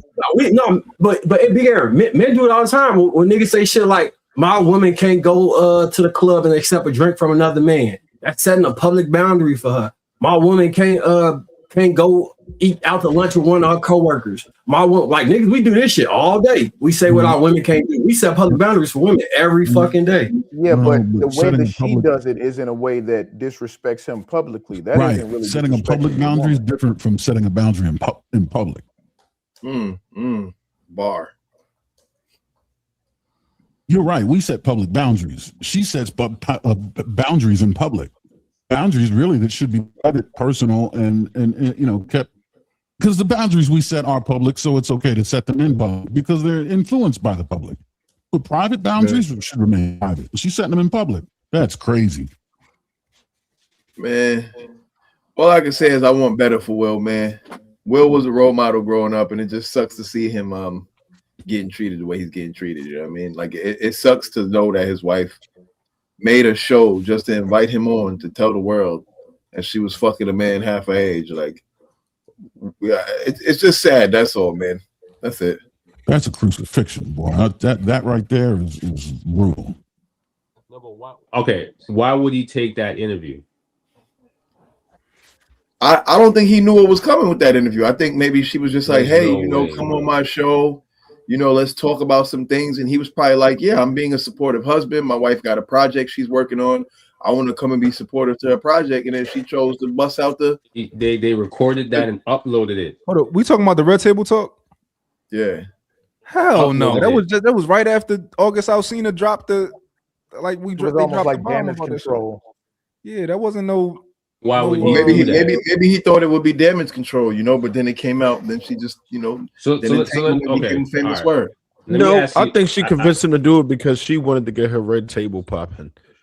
Yeah, but let me okay, I got to get something because I'm listening to all you guys. I got to get something clarified. Are we saying that we feel sorry for Will, or are we saying Will's an idiot, or both? I'm not saying either one. I think it's a little column A, little column B. I pity the fool. I don't feel bad for him. I don't think he's an idiot. He's a grown ass man who chose a woman. That's what I'm saying. I don't feel bad for anybody. I feel bad for what he represents. Like maybe not for him personally, but for what Will Smith represents or represented for black people, for black men, for what Will and Jada represented at a point for black love and black couples. I feel bad for that. So what I'm hearing straight like that is he gets a pass. That's what I hear. Give him a pass for what? Nobody's giving him a pass. If he was getting a pass, we wouldn't be trying to put he takes straps or he's saying he gay on his jacket. If he was getting a pass, no, you've been striking all of those down like, oh, we don't got proof, you know. So I get it. Wait, hold on. But Willie, to be fair, I didn't put that on his jacket. Whatchamacallit put it on his security, put it on his jacket. I was just saying maybe that this could be XYZ. I don't know any of this shit to be true or not. I want to be clear on that. So, and I'll clarify what I mean by putting on his jacket then. What I'm talking about is we wouldn't even bring up these allegations, 6 degrees of separation, that him, you know what I'm saying, sitting with his legs crossed, she got her legs open. If we were giving him a pass, all we would do is be talking about the shit that she did. If he was getting a pass, like that's because look at on the other side, right? When women talk about men, they don't talk about what the woman does at all. Like they don't even mention it. They don't mention her. They don't say, well, maybe she was a hoe. None of that. That's giving somebody a pass. We talking about both sides. So both sides are getting put to getting their feet held to the fire now, technically. Okay, so we've holding everybody's feet to the fire. We brought up all these pieces of evidence, and what evidence? Our determination of these pieces of evidence is like we going at this nigga, right? So this is my question. So what is your opinion of Will Smith? Is it still neutral? Like you just said? My opinion of Will Smith has been based on what we're talking about Will Smith for. If we're talking about Will Smith being a role model for, you know, as an actor, as a man, he's done a lot of things that outside of his wife that he is extraordinary at. But when it comes time to like vetting women and picking her husband, I would rather shit my hands and clap to take advice from him. So it's like that's the thing, right? You shouldn't look at anybody in totality when they're they're a multifaceted person. You got Will Smith, the rapper, legendary. You got Will Smith, the actor, epic. You got Will Smith, the husband, remedial. Like that's what you can't put all those together. But even if you did want to average all this shit together, right? So he got an F, an A+, and A+. The nigga still got a B+ as a person if you add this shit. So Right. I don't look at him as one. He's just one thing. Honestly, the only stain on his jacket is who he picked as a partner. That's it. Jada's the only thing that really brings any of this into question. Like if it wasn't for Jada, we wouldn't be talking about 6 degrees of separation. We wouldn't be questioning nothing about him. He'd be solid. What else has Will Smith done that? Let's not forget about that. One thing that he don't slide on is the kissing of the son on the TV and all that, kissing on the mouth. That don't slide. But besides that, you know what I mean? Yeah, I will. That's weird too. Because I mean, we do got to remember when somebody tried to kiss him on the red carpet, he backhanded him. He did, but the way he did it was real. It was like, yeah. It was like, like it wasn't like a real slap. Like, stop it. Yeah. I mean, he was on the red It carpet. wasn't like how he smacked Chris Rock. You know what I'm saying? He ain't smacked the guy that. Yo, he was gonna backhand him, bro. He was gonna backhand him. Wait, so y'all didn't see when his security went on Tasha K and was talking about it was like a girly backhand. Yeah, it was like a hey, real quick. So if anybody hits you with one of them backhands, you're not gonna hit them with the most masculine straight right hand ever. A backhand is a backhand. Like it was dismissive. Again, y'all people act like Chris Rock was the first person he slapped on TV. It's not. Like Will Smith put his hands on a few people. Really? Nah, he definitely smacked him with that. He ain't smacking with the ferocity. What you talking about? That he smacked Chris Rock with. I'm the only one that's seen his bodyguard go on Tasha K and then try and expose him. No, everybody go on Tasha K because Tasha K pay people to lie on you. Tasha K will pay people just to come up there and say shit. Like that's why she's been sued and had to file bankruptcy. She lied on Cardi B and said the bitch had herpes, which maybe she does, but she lied and she lost that lawsuit. And if you look at everything about Tasha K, the only thing she's known for is just being messy. And we didn't have talked about in the back chat how, you know, I got hip to it, but seeing what she's going through, you know, with a friend of mine, like there's nothing Tasha K says should be taken serious. If that bitch says 2 + 2 is 4, I don't believe it. Yeah, I don't know. But to answer,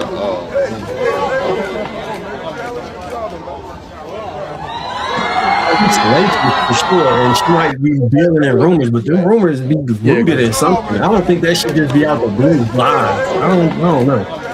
Well, he's smiling a little and he lightly grazing. Yo, that's confusing though. The dude that's trying to kiss him, that looked like the little double tap. It didn't look like it was direct. It looked more like the cultural. That was like the little European kiss. That's what it looked like. I'm just saying. It was like a greeting because he was already hugging him. Not true. Like Will he was trying to do that. Like he was trying to kiss him on the mouth or something. Like Will was in the moment, so he kind of felt him trying to like do. I had that same reaction the first time I met a French dude. Defend Philadelphia to the end. I see. That left hand jab. That left hand jab. Let me ask you a question. Culturally, if you were to go somewhere where they kiss you on the cheeks, you do it? No, hell no. But to answer Mon's question though, about what he was talking about, yeah, straight like you. I do that about the business. Shout out to straight like that. But to answer Mon's question, arrest me, daddy. God damn. To answer Mon's question though, man, the biggest thing you can do is who you marry. That's the biggest thing you can do. Who you marry can affect you for the rest of your life. Like it affect them little gay ass little kids they got. Kids are ruined, man. They chose to be little dick suckers, a little muffin munchers. That's on them, man. Because he got a bad wife. And she didn't help the situation. She helped produce them little bad bastards. So yeah, that wife thing, that's the worst. So you ask what's successful and you give him a grade, hell no, his personal life is terrible. Terrible. Now his professional life, I can agree with you. He did what he needed to do in his professional life. But in the personal, hell no. So I give him a C if I had to give him a grade. I mean, he's good. He's a good example for like young man to see, like, hey, the woman you marry really matters. Like he's a great example for that. So I mean, we can't, even somebody that's that's sucks or something, they can be a good example for somebody. Are we really judging men off their personal though? I mean, there's so many legends that came before him that had trash relationships. But you got trash. you have to though. You have It to. depends. Yeah, because this is seriously in the spotlight. And one of the things that we're looking at is that you have to look at how women are going to view this relationship and think that a lot of these things are acceptable. So you have to denounce these types of relationships when you see it, because you don't want that to be the new societal norm. That's what they're trying to do. If you look at the places that are covering her, you look at most of these places that she's sitting in as feminist spots and people who are trying to push that type of agenda where women are ruling all over you and they're acting like it's normal. They're acting like it's okay. That's the whole thing about it. So you have a lot of young ladies who are watching this and they're setting a poor example. And this is how they're going to approach other men. And it's not going to work. I'm not saying it's not relevant.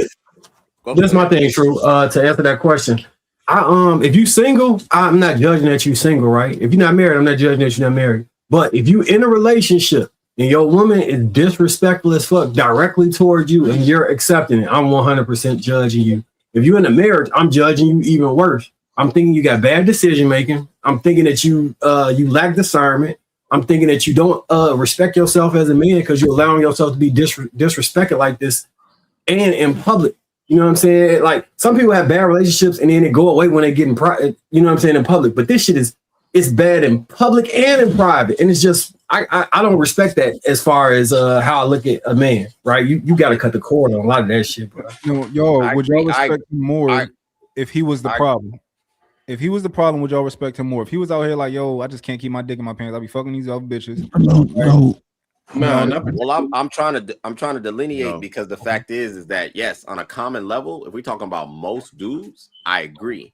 But what I'm saying, somebody who's created such a vast amount of success, his relationship typically doesn't deter his position societally. Like you look at, I mean, Mike Tyson, Michael Jordan, gosh, you can go down the list of people who've been maybe horrible relationally, but that has not removed their like deity-like position in society. That's what I'm saying. On a common level, I agree. But a Will Smith he's achieved success. Go ahead. I'm sorry. Because it hasn't been public. That's what I'm saying. So someone like a Will Smith, like we're only attaching a bad grade to his person relationally. But we all said you cannot dismiss his work ethic. You cannot dismiss his social impact. You cannot dismiss his societal, a successful level in society. So from that perspective, if we got a man like him, are we really judging them relationally? Because if you look at people that are famous, they don't typically have great relationships. Like that's just not a thing in Hollywood and those types of industries. They tend to fail. And you don't have to be a great relationship, but Samuel Jackson got a good relationship. No, they judged Mike Tyson though. True, they did.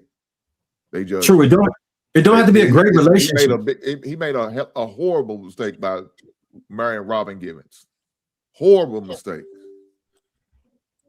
Yeah, it don't have to be a great relationship, but it determines if you a respected person. If you keep people around you that don't respect you and then you reward them with relationships and shit like that, I gotta look at you strange.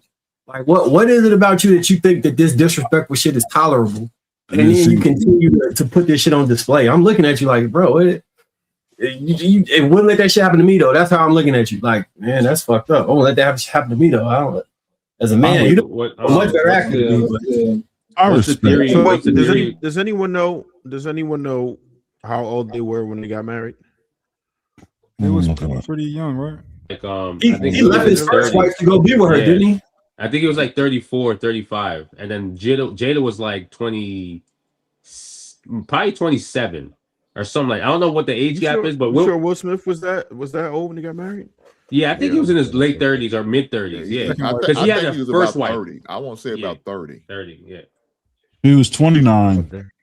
Yeah. 29. Okay. Jada, would y'all prefer that your kid get bullied or your kid be a bully? If you had to choose, be a bully. You gotta choose one. You gotta be the bully, my guy. That's a dumb choice. Neither. No, you gotta choose. You have to decide if you gotta choose. Have to choose. Yes, you It is. do. Well, say that like I'm not I answering thought- the question, but don't give me an answer because that's you can't participate. Yeah, but I don't know, man. That's 'cause like- that bully yo, mindset bro, turns into come something on, else that's like later on down somebody the line. saying- So I don't know about that part. Exactly. That's like somebody giving you two stupid choices. You gonna what does it matter which one you Well, choose? if there's a gun to your head, you would choose. No, I will not. I would say no, bro. Do what you gotta do. Well, I would choose if it was a gun in my head and somebody said, I can kill you, or you can your kid can be a bully or get bullied. Which one you gonna pick? I say, I'll make him a bully. That's like the idea you can't pick between those is fucking retarded. Because one, it's easy to stop a kid from being a bully. You know what stops a kid from being a bully? Getting his ass beat. You know what stops a kid from being bullied? Fucking nothing. Your son getting bullied, there's nothing you can do. You can put him in all the fucking taekwondo, boxing, wrestling, and he still can get his ass beat because he don't have that mentality. He doesn't have the aggression to go towards it. So when I think I would actually rather my psychological kid damage get being bullied. bullied for years is That's something that incorrect. a Well, bully that's is not not it. going to have to go through. Hey, What are you they talking don't- about? them- Big them- Aaron, them kids you get had bullied a don't respond disagreement? like that no more. Yeah, that's incorrect. I was I would rather bullied. my kid I was get bullied. I was bullied first to 8th grade. Went to Valley Forge Military Academy. Came back, whole new bear. I mean, I'm talking about shucking everybody's corn. What exactly? So you became the bully. Whoa, hold on. Don't say that, brother. Don't say that. Pause. Shucking corn don't. What about shucking everybody corn don't sound like something. It's a football expression. But I respect it, brother. I just never heard that the shucking the corn thing is different. It's a football expression. You got to have a coach from the South. I never shucked the corn, man. Yeah, we're Aaron, not I talking knew about what you were wedding saying, Aaron. vegetables. Don't pay these We're not motherfuckers talking no about peeling mind. wedding Aaron, vegetables. don't pay That's them no different. mind, Aaron. I ain't never heard I anybody ain't gonna let him take that away from you, man. corn. Aaron, tell the kids So Aaron, big Corn question. shucking out here. That's crazy. Hold on. What's the question? How did you Hey, get the Aaron. mentality? Was it just the confidence, what- or what? Explain that for I'll us. be brief. In order to understand it, you have to understand where I was in the beginning. I was always big. I was always really big, but I was always non-confrontational. I was an only child. I was very mature. I didn't really like children. I wasn't interested in the things that children were interested in. I was raised by parents, so I became an adult quick in the way I presented and in my taste and everything like that. So I kind of separated myself. And when you're big and non-confrontational, what happens? You become a target. People start to make a name on your ass. And I was also, decent looking kid with light eyes. So the initial response from the girls was, oh, he's cute, he's tall, he's got light eyes. Until now this guy over here is jealous that I'm getting a reaction and he goes to punch me in the face. What the fuck you hit me for? Now the girls aren't interested. Right? So in the 9th grade, I go to a school called Valley Forge Military Academy. You ever see the movie Taps? Yeah, there you go, that one. Learn how to play football. I still don't have any interest in football to this day. Went and played the Division I level, started for University of Maryland. Hate football, right? But I went there, learned the game of football, got trained by, in a military-like environment, I'll say. I mean, it's high school, right? It's an all-boys boarding school. Tuition's $30,000 a year. You learn how to do amazing things. And I came back with a kind of a confidence and a physical ability to back the confidence that people looked at me different. The look in my eye. Like I would lock eyes with people and they take one step towards me and realize, no. You're not the same guy that left out of here 2 years ago.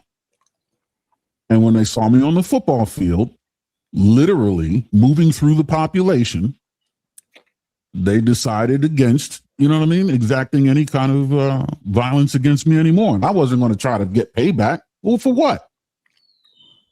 You niggas now know what it is. Puberty you acting right now. And that's the end of that.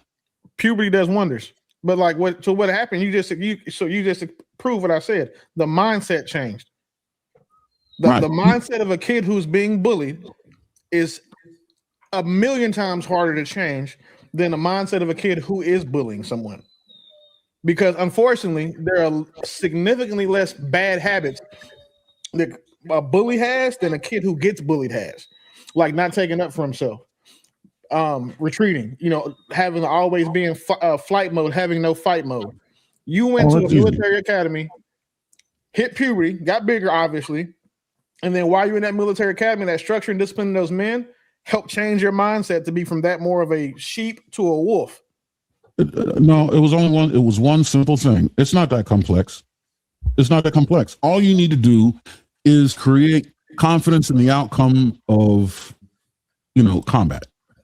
When you engage in fisticuffs, you got to be confident in the outcome. That's all you got to do. All that other stuff is. I was always bigger. I was bigger than every kid since I came out of the womb. I came out of the womb 8.5 pounds, 26 inches. Damn.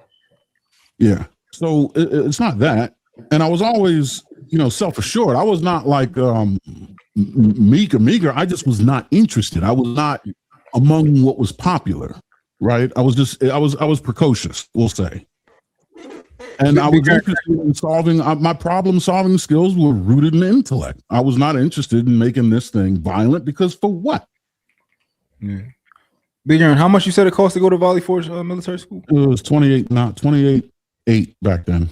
Per year? Yeah. You did 4 years? 2 years. So okay, so essentially it cost $60,000 to get the bully, make you a little bit more what you needed to be, I guess you can say. No. I don't know that you can make that distinction just because that's what did it. I don't think that means that it's necessary to do that. That's true. Just to change the environment that fosters confidence in the outcome of this physical combat is all you need to do.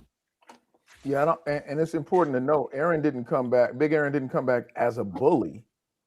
He came back as somebody with control. Yeah, he came back as not a victim. No longer a victim. You see this a lot with kids when you're coaching sports. Like some kids don't have that dog in them, and there's nothing you can coach to put it in them. So when you look at kids, you can tell the kids who are being bullied, they'll still play sports. Oftentimes they don't have that dog in them. They're not good, but they are very coachable, so they can find success that way. But your superstars, the kids are gonna go out there and score every time they touch the ball. There's an overhead saying putting wood to people. Big hit sticks. Those are the kids that are going to either already have that dog in them, and because of that, they are more likely to be aggressive and or bullies in school. It's unavoidable. That's normal. But they typically peak early. I don't think that's a characteristic that carries over into their adult development. I'm just how many adults you can't bully adults. How do you bully an adult male? Well, what I'm saying is that to answer the question, I'd rather the kid to be bullied because I think that you can nurture it differently. Most of the time, it's an impact that you're meeting resistance at your developmental stages. So you're gonna have to grow to a level of knowing how to deal with conflict, knowing how to assert oneself. If you're already moving through the world at a very small age, your depiction of what you think is reality is shifty because it's not reality. You're a child, but I don't typically see those people scale past that point where on adverse, the people who get bullied tend to remember how it felt to be suppressed or how it felt to be disheveled or dismissed, and they grow and they usually ascend. I mean, some of your biggest stars on the planet will tell you that. Well, true. You know why? I think we are interchanging having a dog in them and bullying. Of course, you want somebody to have. You want your son to have that dog in him. But bully, no, I would rather them have to overcome the adversity of being bullied. It seems like a higher ceiling. I think y'all are basing this off of, like, for example, I agree with True. I think that they typically peak early, but typically bullies don't get their natural that natural dog in them. It's never coached up, right? It's never coached to be utilized the right way. They just become adults who didn't have parents, they didn't have a dad, all that type of stuff, right? But if you took a kid who is a bully, right, who is aggressive and got those traits, and you're like, yo, I'm gonna coach you up, and I'm gonna utilize this in a proper way, I think that I would think that you might have more success than trying to get a kid who already get him. It depends on the kid, right? It can be context matters, but typically it'd probably be easier to do it that way. Most of those kids that ain't how bullying works, though. Yeah, you gotta break a bully. You gotta kick his. You gotta kick his ass. Because if they had that dog in them, if they had that dog in them, like you say they have a dog in them, they wouldn't back down if somebody bucks up to them. Right. Maybe bully is the wrong word. They don't have that dog in them like you think. They just Yeah. over Y'all time talking about different type of I think bullies. the question probably could be a little bit more simplified. intimidating in them. But once like it happens in most of our time, you buck up to a bully, you fight his ass one time, you might get whooped, but you give his ass a good goddamn fight, he won't try you no goddamn more. They not the bullies I know. The bullies I know, they was like that. So I don't know. Yeah, Like, he won't. like you know how girls be like, The you know how question girls be is like, this. you know how girls be saying like, oh, that nigga, he's a bitch. He hit a girl, he won't hit a nigga. The niggas I know hit bitches and niggas. Like they just shout out. I think you just got to account for like environment. Listen, That's why. I mean, it's a great question. I've never heard that question posed like that. It's a great question, something to discuss. But I would again, my answer gonna be consistent because I've been pressed at one point, dog or not. It was like, okay, you gave me something I have to actually grow past, rise past. But again, I've known bullies. I can refer to them even at a younger age. And when you look at their life and then everyone else's, they typically don't grow past that point. It just for whatever reason they go the wrong word. That's not a bully. Bully's the wrong terminology. The real way to ask that question is: you want your kid to be the one taking the honey buns or the one that getting the honey buns took from them? Like you want them to be taking snacks or getting the snack pause? Yeah, you want them to be taking snacks or getting snacks taken from them. Simple as that. Me personally, I don't want my kid getting nothing taken from him. I'd rather him be the one taking snacks and getting snacks taken from him. Me personally, You don't have to have your kid do provides, any of those choices. I don't know what you guys are referring to. You do It's not called have a to do that. hypothetical. It's called a hypothetical. It's a I hypothetical. understand. I get the hypothetical. It's not real. But you It's an don't. exercise. It's an exercise. It's not. It's not Yeah, but a judgment of your morality or who you are as a person. It's just a psychological exercise. That's all it is. So in tune with the exercise. So my thing is, I probably would fall more into the aggressor side of the game, right? And yeah, that can be honed into something incredible if it's honed the right way, and it is a mentality. Now, to true point, there's certain things that I just can't allow, and I crash out and probably lose a lot of opportunities based off not being able to let some shit go because of the aggressive nature or some shit I'm just not gonna let pass. Like, no, I ain't going, and I'm gonna go past that point. So somebody that would probably be bullied might be more naturally acceptable to letting some forms of disrespect go for the greater good. And there's some greater good that I just can't get past because I'm going to crash out. But if I had to choose, I'm going to always choose to be this way because at least I look myself in the mirror and feel like I didn't let no man take nothing from me without going for mine.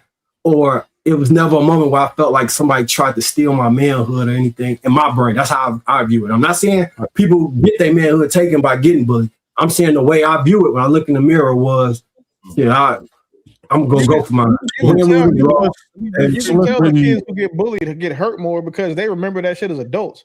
A lot of bullies don't remember bullying people when they're adults. They're like, I don't remember. Right. And that's why I'm saying it's so much more damaging for the kid who was getting bullied No, than it is for the kid who was doing the bullying.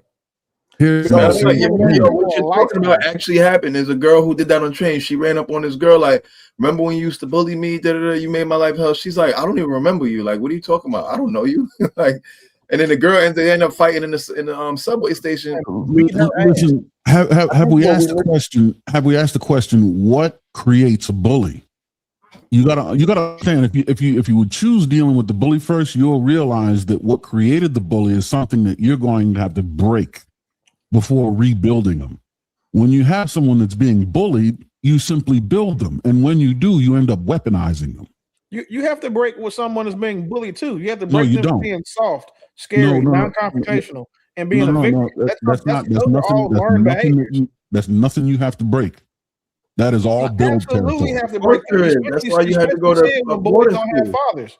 You have to break all that girly shit. It's not. Because It's not. That's why they send you to boarding school. Tell their kids not to hit somebody back. Too many mics. Willie, mothers are the ones that tell their kids not to hit people until they hit them back. Fathers don't give advice like that. No, I'm telling you from experience. I'm telling you from experience. It's the thing you have to break. It is simply a confidence. And this is the thing. You think you're the only one talking from experience, and you're not. And then I'm also talking from my son. I definitely know I'm not. But what I'm saying is, I have 3 sons. 2 were bullies. 1 is not. And one of them, he was on the receiving end of it. So as a parent, I am telling you that I would have much rather had all of my sons be bullied, be bullies instead of having to have one that was bullied? Were you bullied? Fuck no. Were you a bully? No. Right. I was on. Fix your face, Marcus, because I wasn't. I swear to God, I wasn't. What Marcus say? I swear to God, I wasn't bully, and I wasn't a bully, bro. I swear. Aaron, I think you probably was as much a bully as me. Where you probably was less of a bully than me. But when I realized how it was affecting other people, I apologize to the kids. You know what I'm saying, that I may have negatively affected when I went to the 20-year reunion and shit. I'm like, yeah, my fault. I have never in my life started a physical conflict with anybody. However, if I had someone say, I'm gonna kick your ass after school, and I was like, oh no, nigga, we're fighting now. Like, no, that's not bullying. But I've never bullied anybody. No, bullying is when you initiate. Yeah, I don't initiate conflict now. Like, y'all see that about my personality. I don't initiate conflict, but once it's presented to me. So what I'm saying is, with a bully, you have to break whatever it is that's in him that made the bully. You have to literally fuck him up.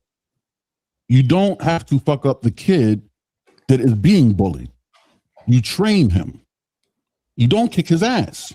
You train both. One gets broken and then you train him. The other one you start training. You don't kick his ass. A bully, you're going to have to kick his ass. From the experience, I didn't have to kick my son's ass. Neither one of them. Didn't have to. This is figuratively. Well, no, I'm not speaking figuratively or from conjecture or speculation. I'm speaking. I'm talking about as far as the approach. Right, and that's what I'm saying. So the actual approach that I've taken from having to have kids who were bullied on my sports teams, and having a kid who was bullied, and then having kids who were bullies, it's significantly easier to fix the kids who are bullies than it is the ones that are not. Yeah, because those who are not, you have to teach them. It's so much harder to teach someone to not be aggressive than it is to teach someone to be aggressive. Yep. That's just common sense, and sports shows you that. Yep. I didn't have to break my son's anything. One of my sons actually tried to bully a kid he was just roasting him. Didn't know the kid was a Golden Gloves fucking champion. And when he learned, he didn't bully that kid anymore. Because that kid put his hands, elbows, and some wrestling shit on him. And now they are friends and they respect each other. I have a similar story like that with one of my best friends. He's scared of him. No, he's not. He's scared of him. When you have a kid thing, right? Y'all bullied. keep thinking that just because you bully someone, they're scared. When you have a kid being bullied, like he know he's going to fight back. You're not fucking with him. I think. Correct me if I'm wrong. Jesus, but I think bullies have a place in society. I think bullies. Me personally, I feel it for me. Never be no goddamn. I gotta get back. We can't hear anybody. Listen, what I'm saying is, when a kid is bullied, there's a building aggression in him. Hold on. You understand what I'm saying? It just has to be unleashed. Yeah, and that's what I'm saying. That's not how it works. That's not how I've seen it work. I've done it. You for yourself one time. I've done. No. I'm talking about kids. Dozens of kids, and then I'm talking about kids I've coached. Exactly, and then the kids that I'm raising. So I see it on both sides, from a coach and a father. The kids who are getting bullied don't have any aggression, and they have emotion because they're tired of getting hit, tired of getting picked on. It's rare you find a kid who's getting bullied and have that like convert emotion into confidence, which turns into aggression. So when the big area, speaking from the perspective of my thing was, if I did kind of think I was playing with people, but they was being emotionally hurt by some of that shit. You know what I'm saying? Like, and then when it came to like, I didn't try and fight smaller people. I was always fighting older or people similar in size, or if you thought you was tough. And one of the reasons was that kind of was how I was making friends, because I was like, I'm getting active out here, and if you're gonna hang out with me, I got to make sure you're gonna go. So you used to have to fight really for me to know if I was gonna be cool with you, and if you gave me a good fight, then we could be homies and shit and move forward. That's kind of how I was moving at a point in time. And then eventually I realized like other people's feelings and shit matter, and it's better not to do that shit and trying. But that took a lot of personal work and understanding, like, and looking outside of myself. You know what I'm saying? And, That's the point that I'm making. It's difficult to put a leash on a kid that is unleashed into being a bully. You know what I mean? Like you have to break him into his humanity. Whereas a kid that's being bullied is a clean slate. You once you impart confidence in that kid, you set him loose. That's it. The aggression is going to come with the confidence. Is it easier to impart confidence, or is it easier to limit aggression? Cloud, it's much easier. It's not about what's easier. It's about what's more effective in the long term. Exactly. So which one is more effective? Limiting aggression. In the long term, building confidence is far more effective than having to limit aggression. Right, and it takes significantly more work than it does to limit aggression. Absolutely. Anything that's good is worth working for. I'm not saying what would be easier. I'm saying which would I rather deal with? More damage, and they take more work than the kids who are bullies, which is my point the entire time. Yeah, but y'all talk about, man, look, these 2026, this shit don't end well for these bullies. That's what I'm saying. It don't end well like it used to. That's the point I'm making. Don't. Because you keep backing this child into a corner, they're gonna fight back somehow, some way. And you might not like when they rear up, because they don't go for the hand, they don't go from the shoulders like we used to do. Oh yeah, that's because they're punks. Bullies usually get fucked up in the end, really. If you think about it, if you don't save a bully, if you save a bully, you call that person. If a man, if a boy retaliates with a pistol, you call him a punk. Wouldn't the bully be a punk too? Why would you pick on somebody you know is weak and meek? That's a waste of my goddamn time. I'm not going to do that shit. If I see Marcus, he's 6'8", I'm gonna try Marcus' big ass and see what I can do with him. I'm not gonna waste my time. You, Willie, you 6 foot. I can't waste my time with you. I got you. I'm about to get this big giant over here. I'm about David and Goliath on this motherfucker. That's what I used to say. There was a lot of people that thought like you, and that's why I was in a lot of fights, yo, because I had the glove. Shit, I hadn't lost yet, and he was trying it, so I was fighting dinner every other day. There was this guy in my middle school. But if you talk about somebody weak and mild, and they only answer is to get the pistol, what do you expect them to do? Motherfuckers get tired of getting their ass whooped 5 days a week, getting to take goddamn lunch and milk money. Motherfuckers get and sick bullies of that aren't picking shit. bigger people to bully anyway. That's what I'm saying. They not a punks thing. to me. They pick bigger people. It's rare. It's rare that a bully picks on someone they know will defend themselves that's bigger than them. That's rare. No, you see, you added that. No, you added that. That would defeat the purpose of the bully. It's rare that a bully is going to pick on someone who's bigger than them. It's rare. If they know they're going to defend themselves, if they know they're not going to defend themselves, the bigger person is going to be the target because it's a reputation builder. How is it a reputation builder for bullying someone that's big and soft?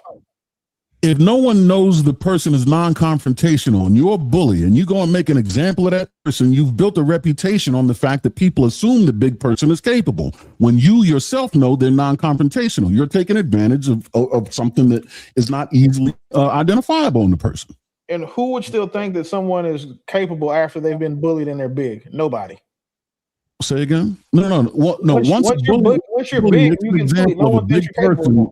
Once a bully makes an example of a big person, they've made a name for himself, lock, stock, and barrel, right there. It doesn't matter what the big person's reputation into the future becomes, because even if the reputation is that this big kid does not defend himself, the claim can be made is he was broken by the bully. It's the bully's fault. So I got a question. If we reframe this question, right? I just want to reframe it in a couple ways. So let's say your kid was in high school. Would you rather him be a bully or you rather him get bullied? High school? My answer is the same. I thought that shit was over in elementary. God damn. Yeah, high school. That's not in the conversation. What year in high school? I'd rather a bully in high school because I'm just gonna fuck him up. Junior.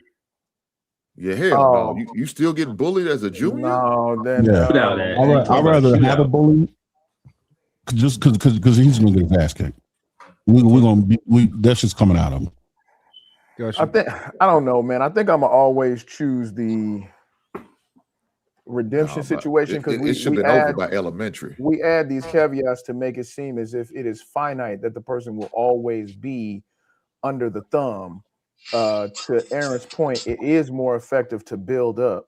To Willie's point, it is easier to bridle aggression. So I would rather the character arc of them being bullied. When you 100%. are bullied, you recognize a level of reality that on a couple of different fronts. One, you know what it's like to be under somebody's thumb, and two, you have empathy for others that would come up under it and be more likely to be controlled once you have power. When you don't have both sides of that experience, you would be less bridled in your aggression. Hey, so I would bet that we're all thinking about our sons as we have this conversation. What about your daughters? Would you rather your daughter be bullied or be the bully? Specifically talking about daughters. So when I think about the daughters, daughters, I don't want my daughter to be no goddamn bully. I think that they are even less. It was going to have been a board day. So I wouldn't She even turned want into them a to goddamn bull dagger. Yeah, the outcomes for either of those. If my daughter was a bully, see the way my wife is set up, that's gonna go supernova tonight. And if she's being bullied, you're gonna see me in the new. I'm be on the run. There's gonna be bodies. So I don't tell you. No, So we'll. Okay. Oh, sorry. I was about to say, we're gonna take it up to the adult age because people do get bullied as adults, especially. How? Who? How you bully Check an this out. adult? Check this out. Your son goes to jail. Do you want him to be a bully or you want him to get bullied? Oh, well, then he go jail. Whatever happens to it, happens to him. Yeah, man. I'm not interested in that. Jail, What you I don't dumbass think get locked anybody up getting for? bullied in jail. There's more Survive. That's like saying you go to combat. You want to be bullied or be a bully? No, Why you survive. get locked up? There What are you get locked up in for, jail. motherfucker? God There are damn. men getting bullied in jail. Yeah, I'm sure they are. Jail is They a get more war. bullied, but that's a Survive. different conversation. That's That's crazy. it. Survive. That's it. I don't care about bully anything. Yeah, I think jail is a bad example. Yeah, you don't even be there in the first damn place. But how do you seriously though? How Well, do you let bully me adults? try to answer your first question. You were saying, so like I was thinking about my son at first. Like my son, he's 3. He 100% right now is a bully, and he 100% right now is aggressive, and he 100% right now tries to dominate everyone, even me. This is something I'm trying to break him from because this. I don't want to break too much of it, but it's gonna be dangerous if I don't reel it in. Because it's just whatever it is, it's in him and it's there. With my daughters, though, with my daughters, my oldest was, like I said, I did the homeschool thing at first, and she kind of was shy and didn't, but she wasn't getting bullied or nothing, but she just was shy, right? So she was to herself and came out and became an extrovert. She's adopted the Avenger, like she gonna try and be a hero and protect people who are smaller. My middle child is the sweetest kid you can ever imagine. That's the one that probably I would have to deal with somebody saying like maybe she got bullied because she just so giving and she like her mom. She's just the nicest person you would ever fucking meet and just helpful. And she'll give her food before so that could be taken advantage of. In that case, as a child in high school, I would wish that she might become more of a bully. But I know the way she is at 18, she probably can. When it comes to dating, she gonna have whatever she wants.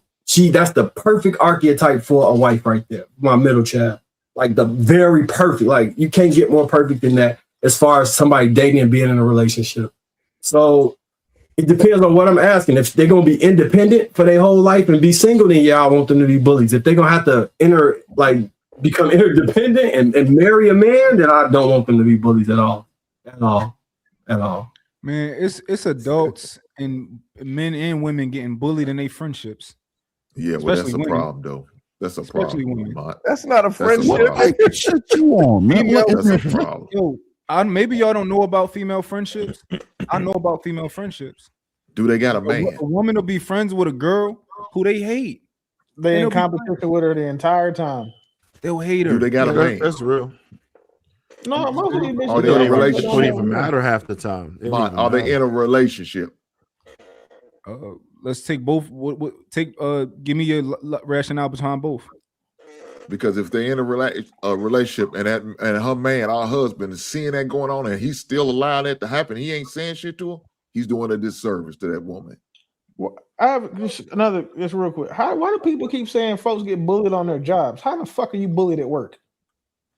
Your boss can talk crazy to you, make you do extra assignments, keep you there late, disrespect you, make you do overtime, talk to you like you're a peon.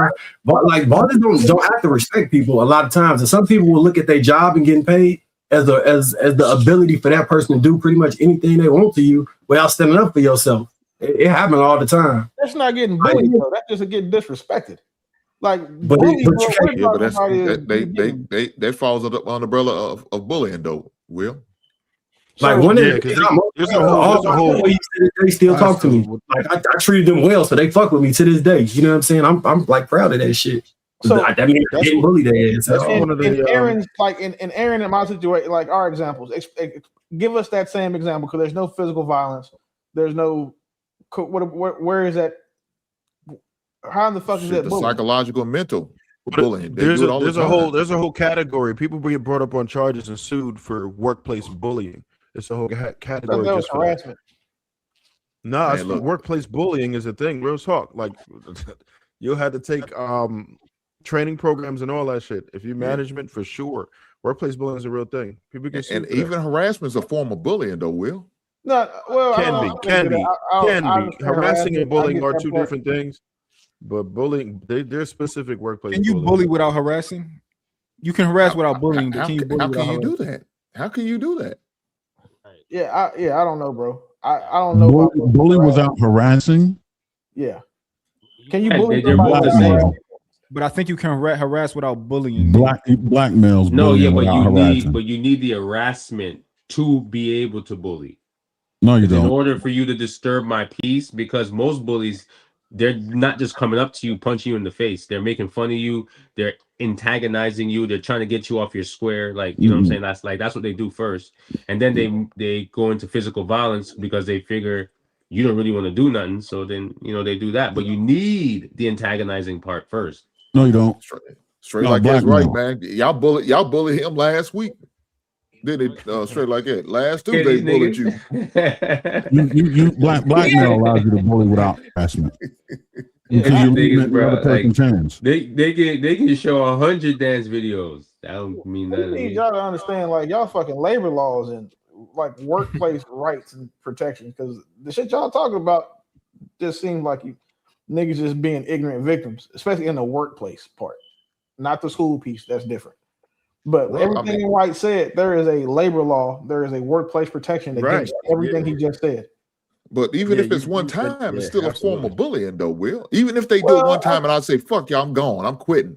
And they gonna say, well, why'd you quit? Well, I was getting harassed and bullied. Like a series of events over time. It's not a one-time thing. Yeah, that's probably harassment. But I could bully you once without the harassment. Yeah, that's crazy. Like niggas at work deal with shit like that. Like I've never. Yeah, that is that shit is weird to me. I've never thought of someone being like, people talk about your hey, what you in the military? Yeah, nigga, you in the military. Nigga, hold on. I was in the military.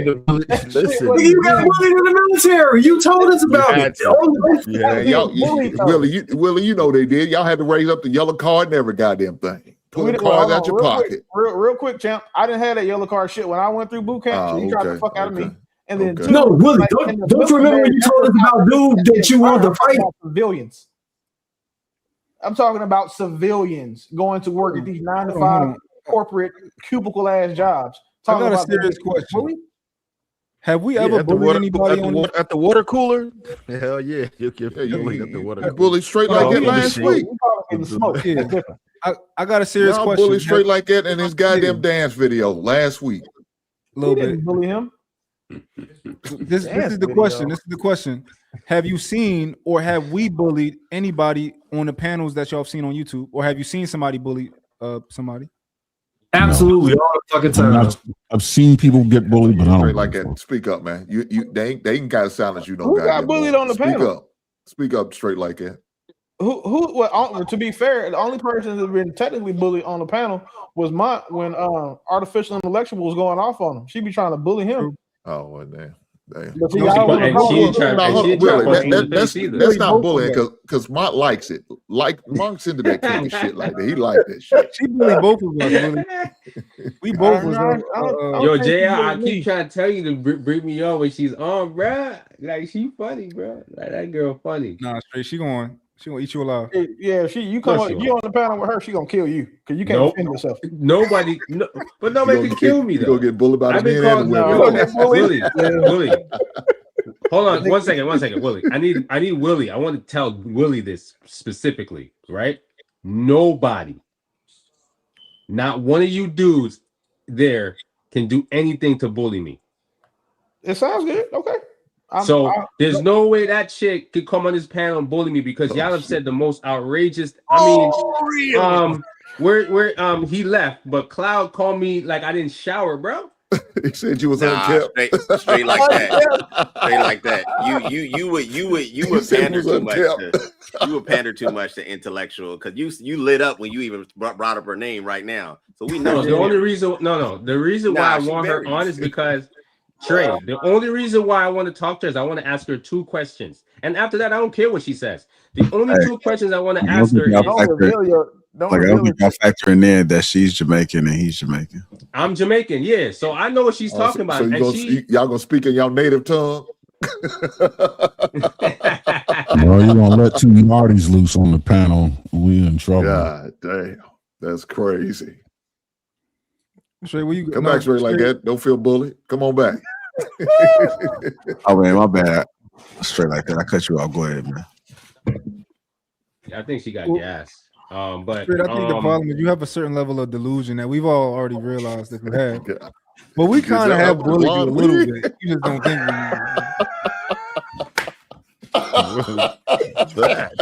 okay, so now I address Willie, She right? look like so a prostitute. I address Willie, so I'm gonna address Mont, right? Because Mont, me and you already have our stuff, right? So here's the thing. I'm telling you, I'm being very honest with you. You cannot bully me. we've kind of bullied you before. That's fine. I don't care about it though. It don't affect me. I know you know you be good. You're a good sport, but we have bullied you. You want a cookie? You feel good that you're a bully? You want a cookie? You were a cookie. Yeah. Was that really bullying? Was that really bullying? If you're hold on, Mont, if you're proud that you guys bullied me, if you're proud that my brothers on the panel bullied me and you want a cookie for that, bro, my wife will make y'all cookies, bro. No, I'm not proud of you it. Proud of bullying me? This is the thing, Trey. You know how, and we're not, as adults, we're not proud of this, but sometimes it's easy to do, and it is like, it's satisfying sometimes. What? Hey, straight like that. Straight like that. Have I ever engaged in the bullying of you? Huh? Have I ever engaged in the bullying of you? Nah, brother, you've been very respectful. Very respectful. No, Hank's been respectful, what JR's y'all been talking respectful. about? But bro, at the end of the day, if these dudes met, if Mont and whatever y'all do met me in real life, y'all wouldn't bully me in real life. Why would wouldn't? Why would we do that? We just we pick on like certain things about you. It's funny. But I never took it as bullying. That's why I said I never been bullied. But you're saying we did kind of bully you. You're saying you did. A little bit. That's not bullying. That's like somebody new stepping into a space, and maybe they step a little bit too hard, and there's a cultural correction. That's just a challenging of ideas. I wouldn't. You need to Mont, you need to hang around some Jamaican people because I come from the type of bullying I get in my own family is crazy. Yeah, we be like bullying. I don't take it personal. I don't think you guys are trying to do it to be mean to me. I just take it as jokes. It's no straight like that. Is that because when your family see them goddamn dance videos, they start giving you hell? Because everybody in my family dance.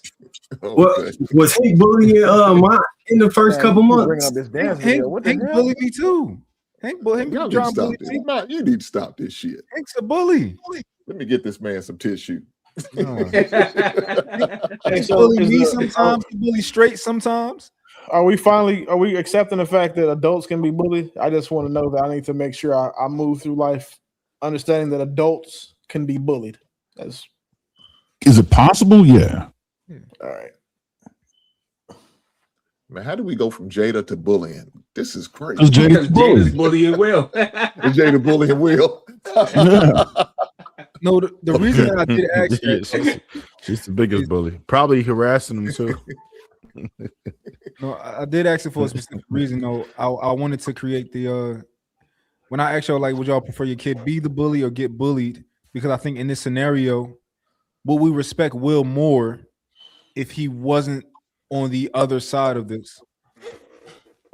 I mean, if he was, if he flipped the tables. Flip the tables. Go ahead. Will we respect him a little bit more?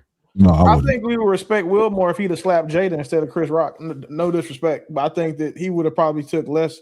He probably would have caught less hell for slapping her than he would him. Yeah, that's probably. Yeah, I would agree there. But that's not flipping the tables. That's him seeking. National TV.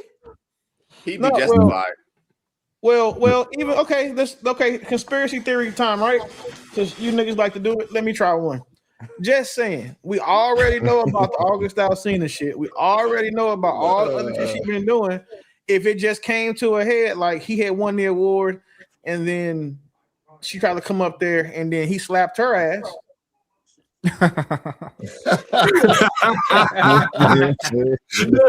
Johnny do look like JR doing that shit too.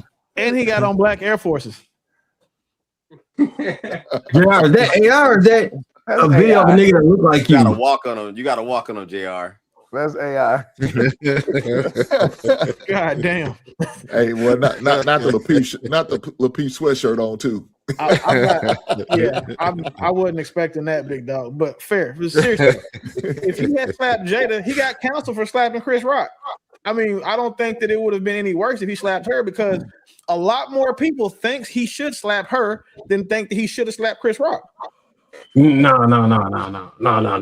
That's not how that works. They would have crucified G.I. Jane 2, can't wait to see it. All right? But I don't think you should have slapped him, but I could at least respect you hitting another man. I'm just Richard. out here fighting women look crazy, bro.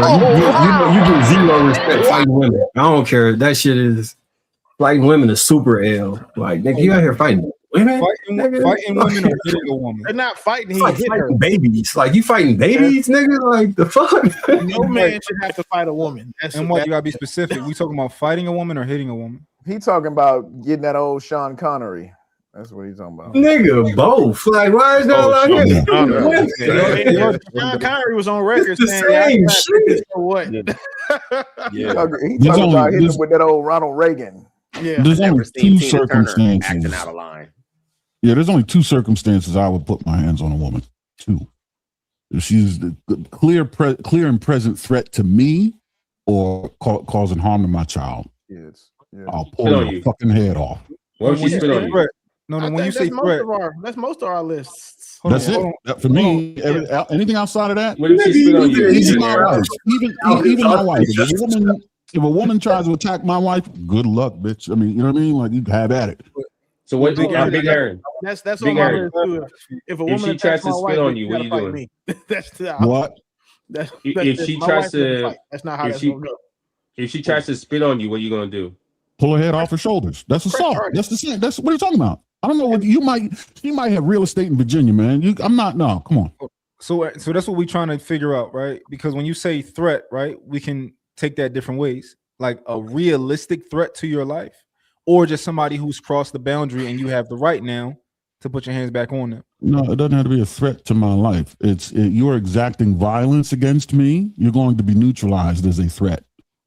If Okay, you but put we- your hands on So me, for me, life. girls, That's my children, life. like women, children, and men that are smaller, I kind of view all in the same like physical threat realm, and I'm just trying to restrain them, like children. Like now, somebody big enough to actually pose a physical threat, I'll fight them for real. But I'm not really fighting them.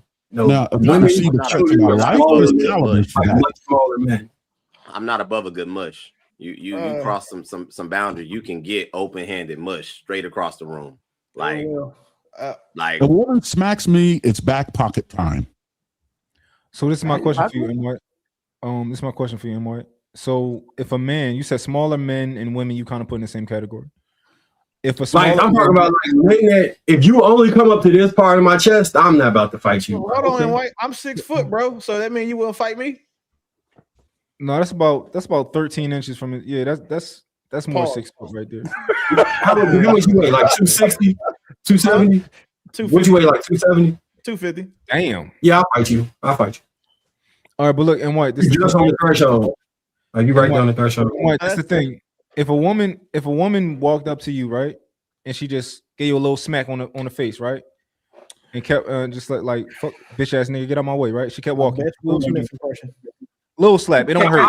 I'll turn her and hold her. I'll hold somebody. Like I'm saying, I'll restrain them. But she's walking away from you though. She slapped you. She say, "Move out my way, bitch ass nigga." She keep moving. You gonna go grab her? You stick a foot under her ankle and just lift up. You gonna go grab? You gonna go track her down or? No. You For just legs, stick you your trip her. foot out in front of You her. trip her. in front Yeah, of you her trip foot, her. and you just lift your foot up. Yeah. At this point, she did it, and she's obviously keep going. She's retreating. She's I'm like, 6'5", legs are long. Is gonna reach her. I want about M White. I think about this. I told you when I had that Lacoste outfit on, and this girl tried to holler at me, and I was like, "Thank you," and I wasn't going. And then she kicked me and ran off. I just was standing there in shock, like this bitch just kicked me and ran. Yeah.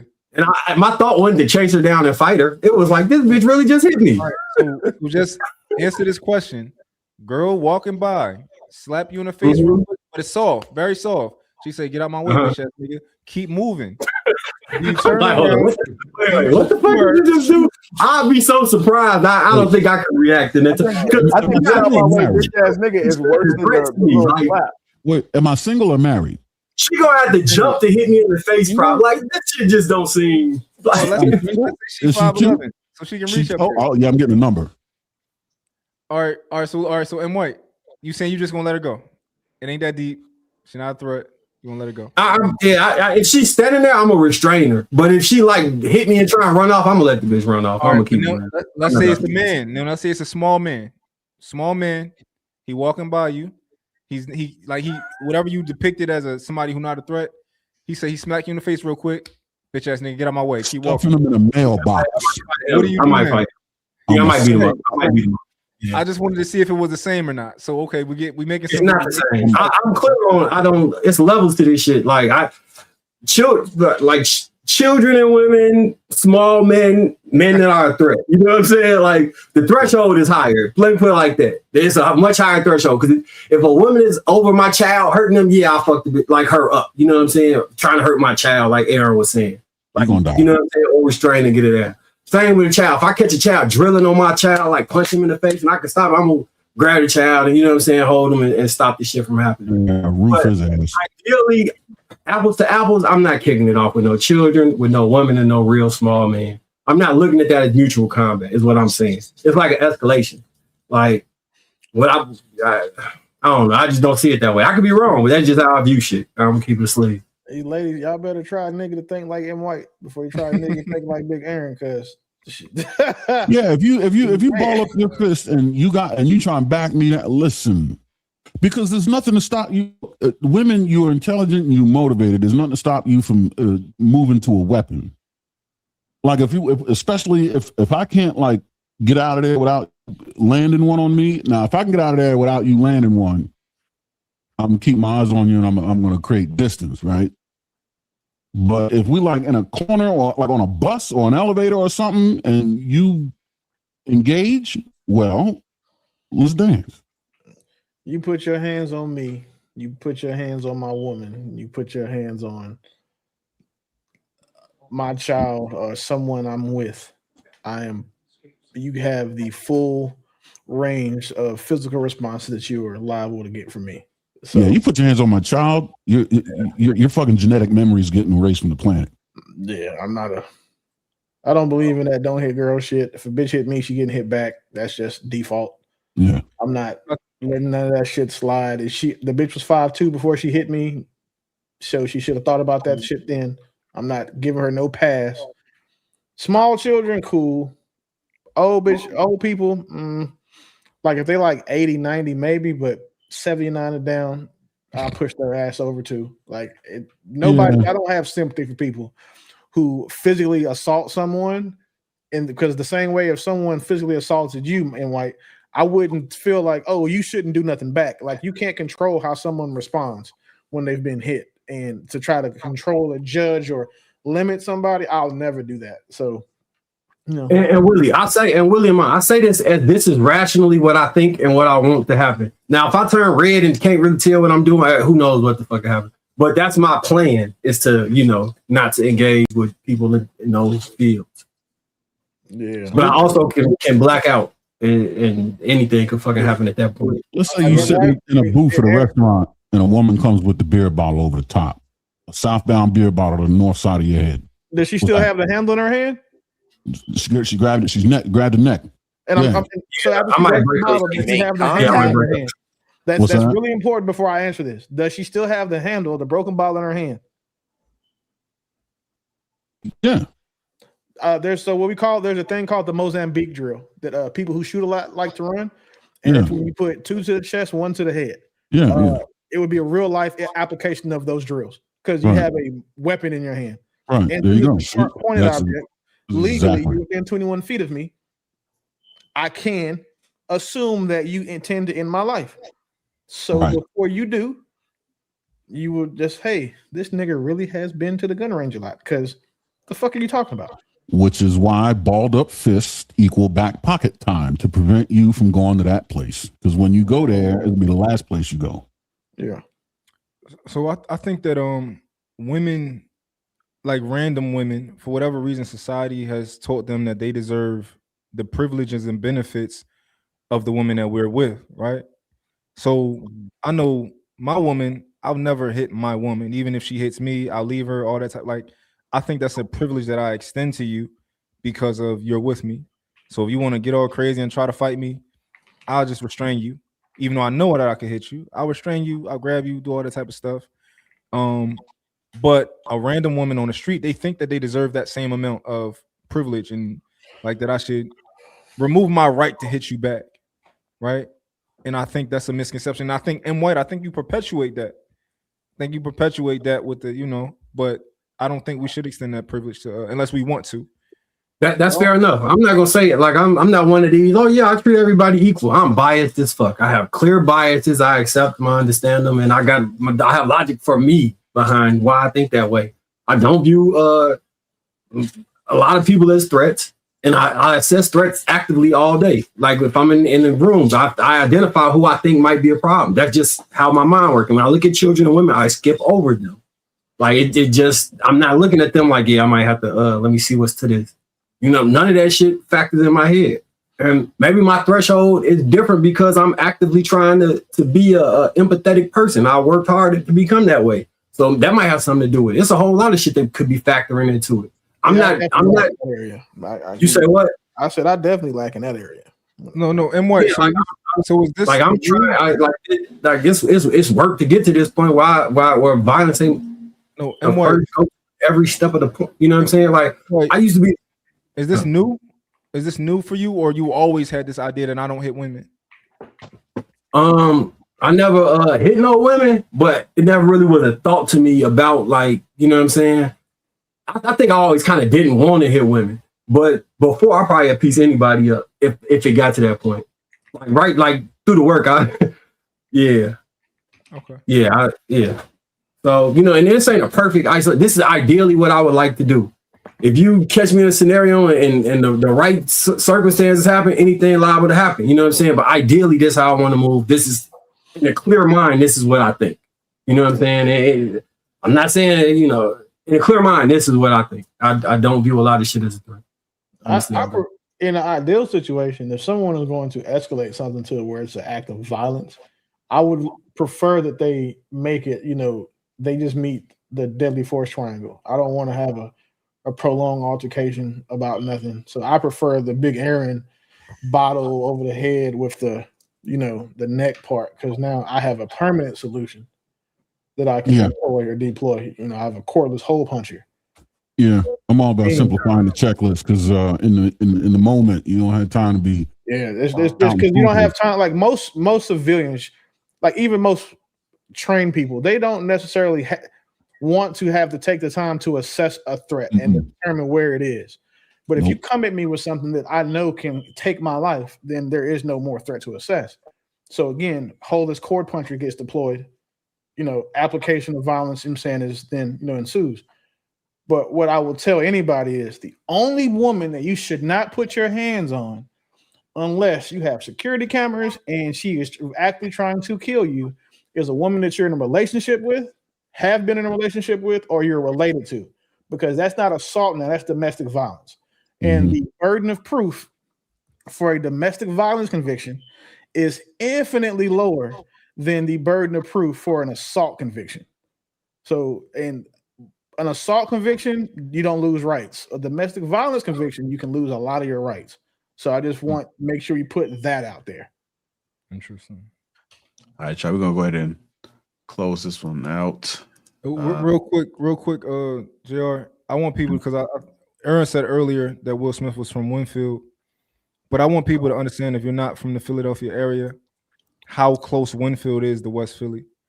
They're almost like a block away, if that. Right? Yeah, well, it is technically West Philly. It's just like the New York has boroughs and shit like that.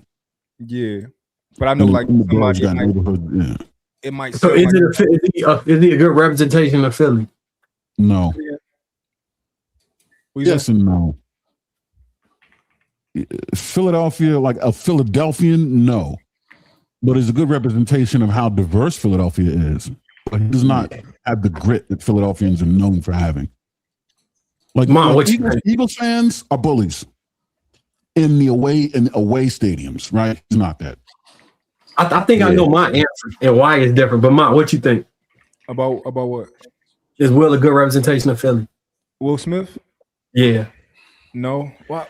Wow. We're not gonna say good. If we say accurate of the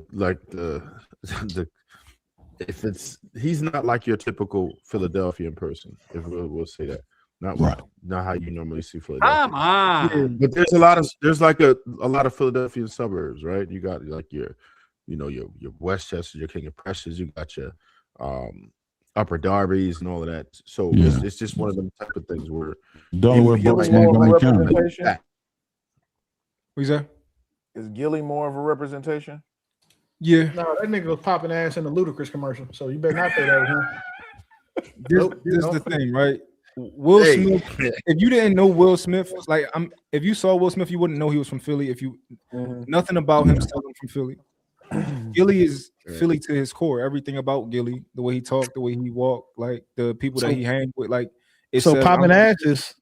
Oh, I didn't see that, so I can't speak on that. It's not. What he's saying, like his general It's a dead ringer for Gilly. Hey, they say Uzi is Uzi from Philly too. Yeah, Uzi is different. Because where's Lil Pump from? People who know Uzi personally, they'll tell you all of that stuff is not how he is. Like they consider him to be like a real nigga. Like that's what they consider him to be. But all of that they say is an act. I don't know him personally, so I can't speak on it. But that's what people say about. People say he's a grown nigga. That's a hell of I think an act. two accurate representations of Philadelphia, and they're both sides. They're two sides of the spectrum. Would be Black Thought and Meek Mills. That's kind of what Philly would look like. You put them together, and you got a Philadelphia. All right, fair enough. I understand what you're saying too. Yeah. Fair enough. All right. We can talk in the back chat. Big Bama 4415-199, a great man once said, "This is some nasty work." Uzi, I remember $5 for the super chat. One thing everybody has contributed. Do me a favor, hit that like button on your way out. Make sure we support everybody on the panel. And we are out.